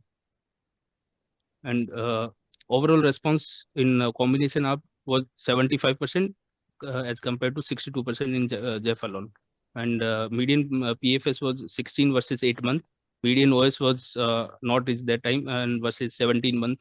And OS at 18 months was 74% versus 48%. And we have 5-year update also. So median OS is 27.5 months versus 17.6 months. And 5-year OS is 13% versus 4.4 with the hazard ratio 0.58. Coming to the subgroup analysis, so all the subgroup benefited with the combination arm, including brain mets also, and PS2 like PS2 patient also. The addition of chemotherapy to EGFR TKI therapy improves survival outcome compared to EGFR TKI alone. But are we harming our patient with the added toxicity? So coming to the toxicity part, so in this trial, so grade 3, grade 4 toxicity was 50% versus 75%, 75% in combination arm, and drug discontinuation rate was 1.1 versus 16%. Coming to the strength of the trials, so in newly diagnosed metastatic small cell lung cancer, EGFR positive combination of JEF plus chemo when compared to the JEF alone improve the PFS and OS to a massive extent and manageable toxicity. Although the many previous trials saw the PFS benefit with the combination, none of them showed the OS benefit, whereas our trial is clearly showing the OS benefit, and OS is the gold standard in when it comes to trial in oncology. So OS benefit is seen in spite of the fact that crossover was allowed in the study, meaning that many patients of JEF alone got PEM carbo or other chemotherapy at a later date. At the time of study was published, this was only the second regimen that showed a survival advantage over the Chaffetinol in EGFR mutated patient. And PFS time in our combination arm was 17 months, which is broadly comparable to PFS of 18.9 months achieved in osimertinib FLORA study. Our study also included the PS2, whereas FLORA study included only PS1 or 0 patient. Moreover, osimertinib is expensive, not within the range of most of the Indian population, whereas our combination is affordable for all. And we have the option of reserving osimertinib as a second line when disease progresses, since we have fewer options in second line. And we included PS2, brain mets, and rare EGFR mutation. Coming to the this in similar study of NEG009 study, that was multi-center randomized phase 3 study comparing the Gefitinib versus Jef plus chemo, that is PEM carbo, and conducted in 47 centers in Japan with newly diagnosed non-small cell metastatic non-small cell lung cancer. So the inclusion and exclusion was similar to our study, but the difference were they included only PS0 or 1 and excluded the brain mets and have different ethnicity. So result of this trial, overall response rate was 84% versus 76%, and median PFS was 21 versus 11 months, and OS was 50.9 months versus 38.8 months.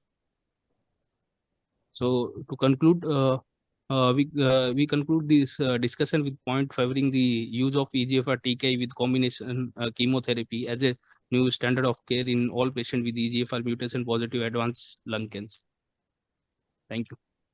Fantastic, Dr. Ashok. Very nice. And as I commonly call it as a NK regimen, the Naronaha Kumar regimen, which is very widely used all over India. Let me ask Jaipur, Dr. Bapna, Dr. Lalit Mohan sir, I mean, your experience with this? Yeah, we are using in some of the patients who are young, fit patients and who do not have much of the symptoms. And we are almost having the similar results. And how is the tolerability, sir? Any issue? Yeah, it is being tolerated fairly well. Fantastic. Let's go to Bengal, Dr. Somnath. Yes, sir. We also used not frequently, but those who are young, fit patient and particularly sensitive mutation L19 or L858R. We have reasonable couple of patients with received pemetrexed carboplatin plus Gefitinib. In fact, when I was resident, in that time the trial is recruiting patient, and in that part also I am also in part of these. And there is, although there is quite safe, I think, in the toxicity aspect, and it's a very good and for our country, this Gefitinib plus chemotherapy with an equivocal survival benefit like third generation TKI. It is a very good data, I think, sir. Fantastic. So I think everybody agrees. Dr. Stalin, are you here? Okay, let me go to Hyderabad. Sir, your take on this? Yeah, I think we have only few patients on that. I think all of them, they are doing well. Of course, now I think poor man's osimertinib, some people they'll say it as, okay. So I think, yeah, definitely a very well tolerated regimen. Definitely we can consider, but still I think we have only few patients, not many, but still we are hope.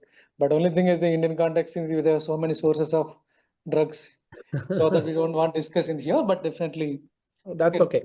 My only concern with this, and that is a concern which I faced with FLORA-2 also, when you order an NGS test, you tell the patient that, this is there to avoid chemotherapy. And when this report comes, and then you will give chemotherapy.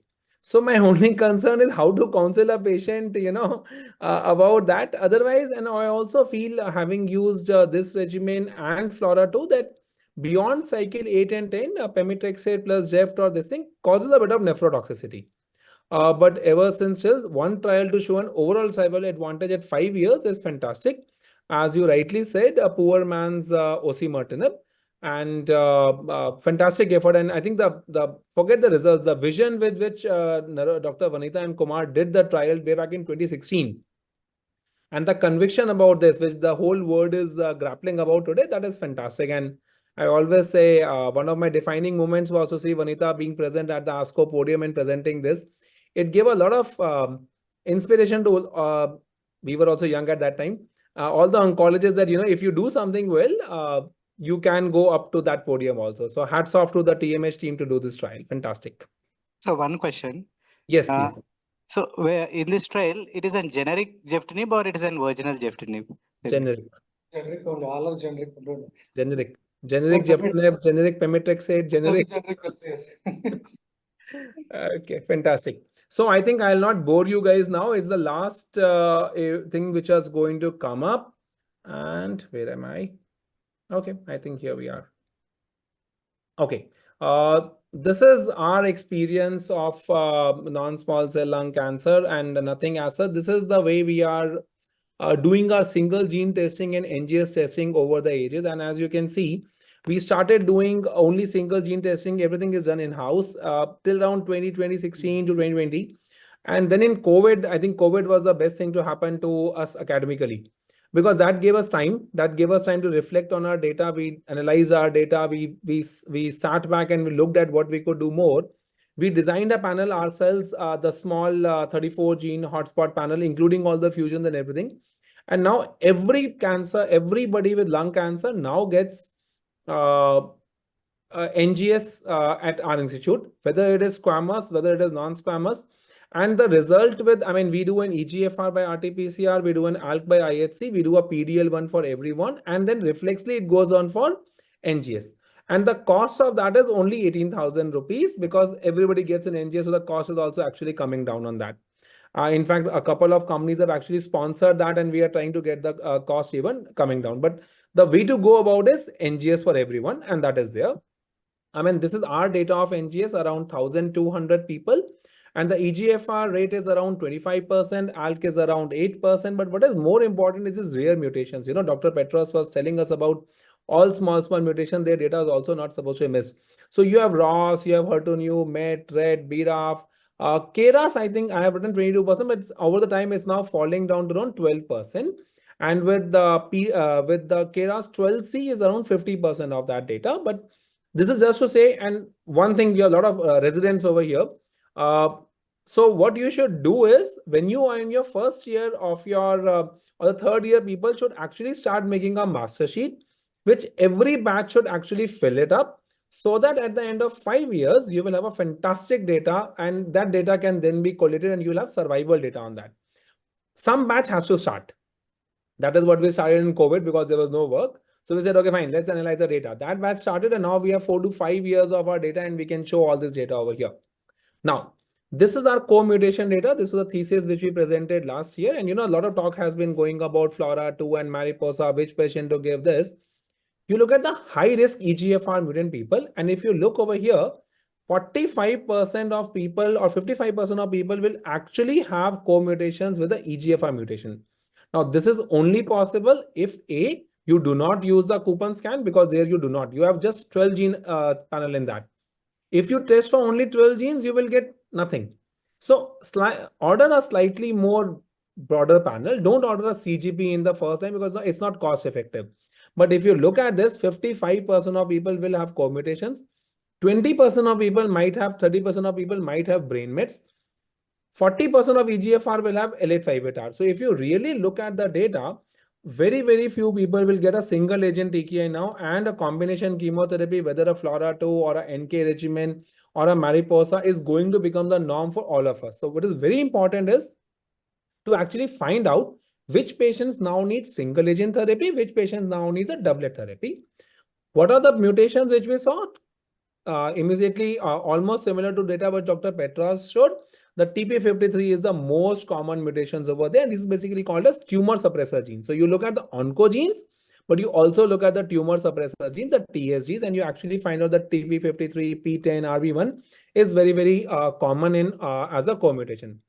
A point of learning for all the residents: if you have an RB1 or TP53 and EGFR, that is a triple mutant EGFR NSCLC, when they progress, please go ahead and do a biopsy, because there is a good amount of chance, 40% chance, that you will transform into small cell lung cancer, which will not get picked up by the liquid biopsy. So if you have an RB1, if you have a TP53 and EGFR triplet, please go ahead and do a biopsy at the end of it.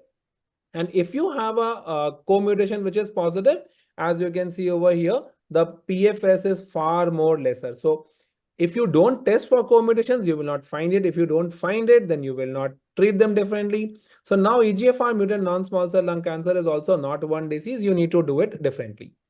Now, a lot of time people come and ask us, what is the data about PDL1? So we have now tested 1500 patients of PDL1. Initially, the talk was less than 1 to 49, more than 50, 33, 33, 33. That is not the data which we have. In fact, PDL1 negative is 50% of our population. PDL1 more than 50% is only 20% of our population, and 1 to 49 is 26.9. Now, we have not segregated this according to the genes. We are doing that, and we will come. This is all the 1500 patients who presented to our institute in the last 2 to 3 years, and we have done PDL1 status for them. But at least there's some data from India which says it is not equal. It is, slightly unequal, and PDL1 negatives are more. Also, something to think about, because if you are PDL1 negative, even immuno will not really act that well. And we should look at the checkmate combinations. We should look at, kind of a CM9LA and stuff like that in this. This is what we did. We gave our data of around 80 patients. We gave immunotherapy in first-line non-small cell lung cancer. And very heartening to say, actually, if you look at this, we took all PDL1 negative, positive, and more than 50%.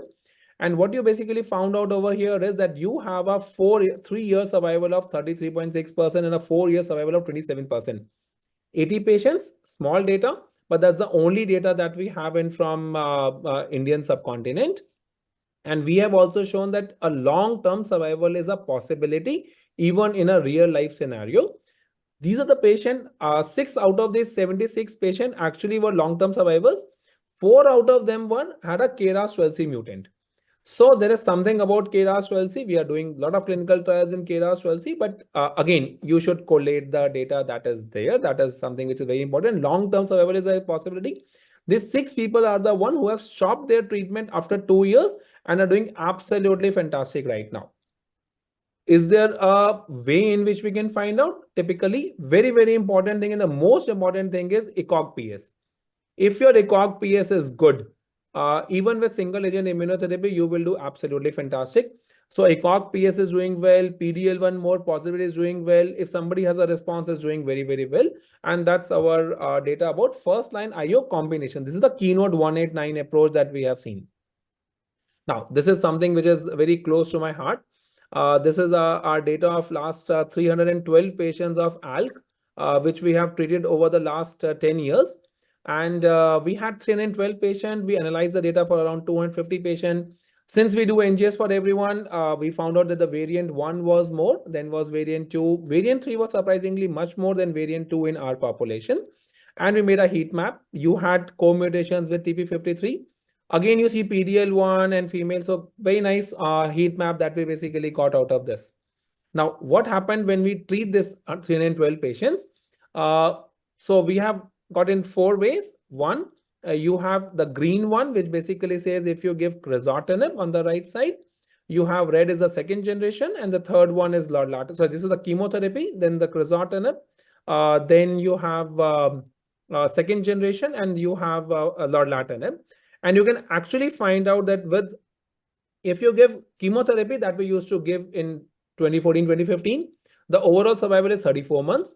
If you give crizotinib to start with, the overall survival is around 37 to 38 months. If you start with second generation, and most of them were alectinib, the median overall survival is 61 months. And if you give lorlatinib, there is something which is, hardly 3 people have progressed out of the last 50 people that we have seen. So that data is absolutely fantastic. And this is the data that is basically coming up over there. Most of this data, and I would like you to now look at this TTF1 positive negative. If you're TTF1 positive, you will do much better. Something which is very nicely shown is over here. The right-hand side bottom last curve over here. If you take lorlatinib, the chances of intracranial progression are very, very less. This is with second generation and this is with first generation. So if you have first generation, as was shown in the case by Jaipur team, you will have intracranial progression. So it is always good to start with your best agent upfront. And that is what we have shown over here. Has the survival improved over years? It definitely has. And this is where we were in 2013 to 2017. This is where we were in 2018 to 21. And now is there where we are. This data also basically shows how the treatment patterns have actually changed. We initially started the orange ones with first generation TKIs. Then we moved on to second generation TKIs, but now we have moved on to third generation TKIs. But we are a referral center. People have paying capacity. But if somebody can afford today, I think we should definitely go ahead and give them a third generation TKI. One more thing that we found out in our analysis was that it doesn't really make a difference whether you get, as long as a patient gets a third generation TKI, his survival is much better than if they don't get a third generation TKI. So even if it is too late over there, obviously the best part is if you get TKI upfront, then number 2. But if somebody can get lorlatinib somewhere down the line, that is going to be fantastic. So that was all. And this is my last take home message to all the residents who are present and my residents, if they're listening. I think data is the king. I was amazed by the data that was put up by TMH Mumbai. 5-year OS data, but that is fantastic. We need to get our data. We need to get our real world studies. Even if it's a small number of studies, please get out in the public domain. That is the only way. And once you analyze the data, you will have a lot to learn. You will realize what exactly is happening over there. With this, I thank you. And I'm open to any discussions and any questions that we have. Hand it back to the organizers and Jaipur team first.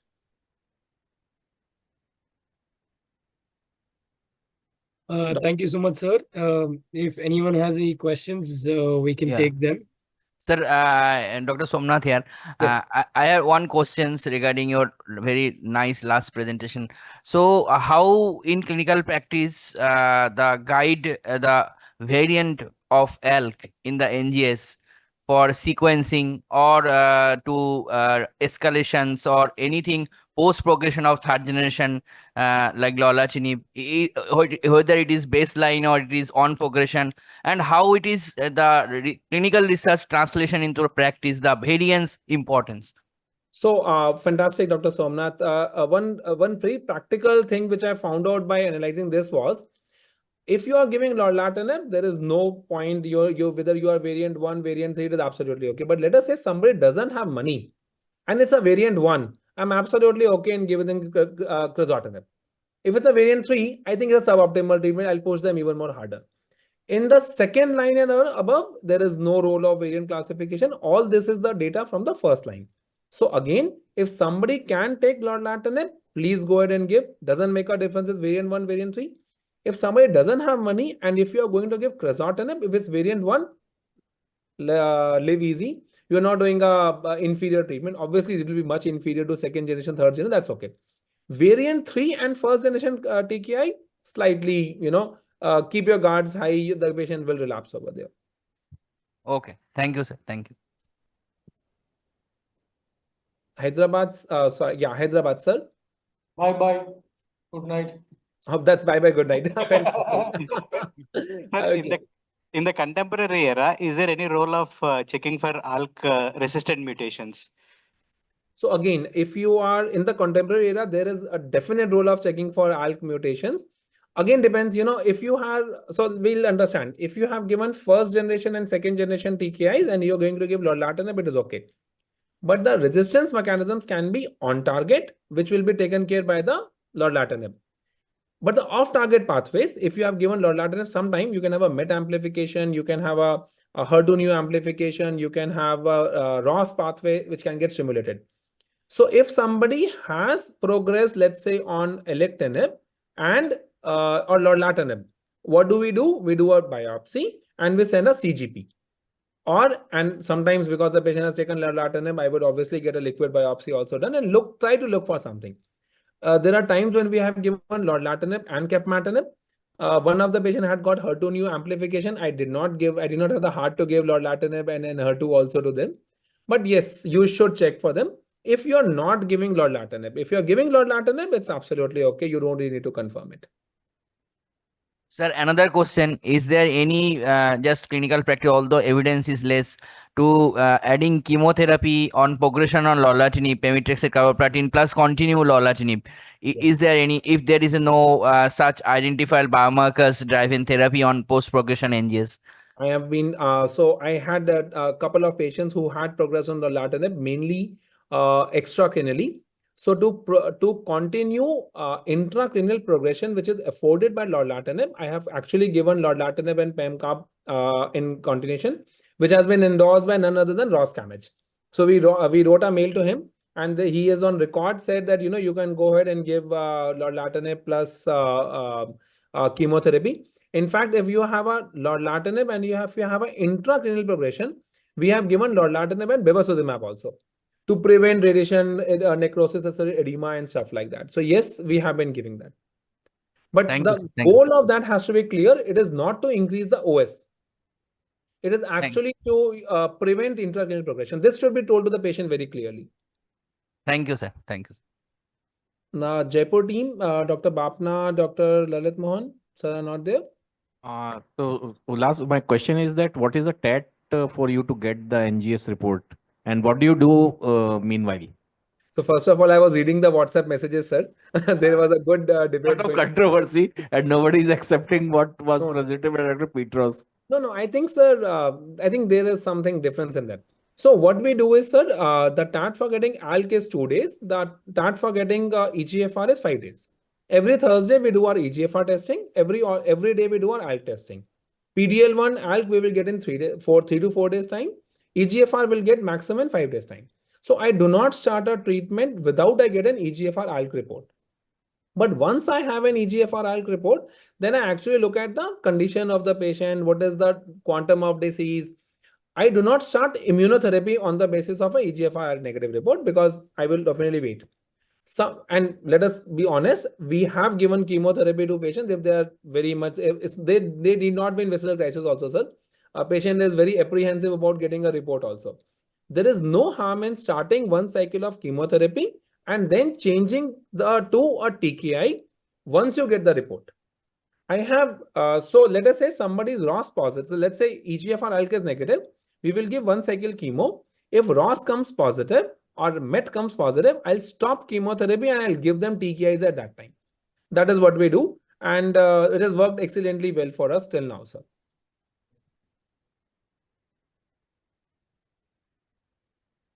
Okay, I think Hyderabad, Dr. Sir has already said thank you, bye-bye, good night, Tata. So with that, if there are no further questions, I'll hand it back to the organizers. And thank you all the participants, all the teams for fantastic cases. Learned a lot. Thank you. Thank you, sir. Thank you, sir. Thank you so much, sir. Thank you to Dr. Ullas Batra, Program Director, and all our 5 centers. This was a wonderful session, and we now welcome our faculty members to please join us for dinner. Thank you so much.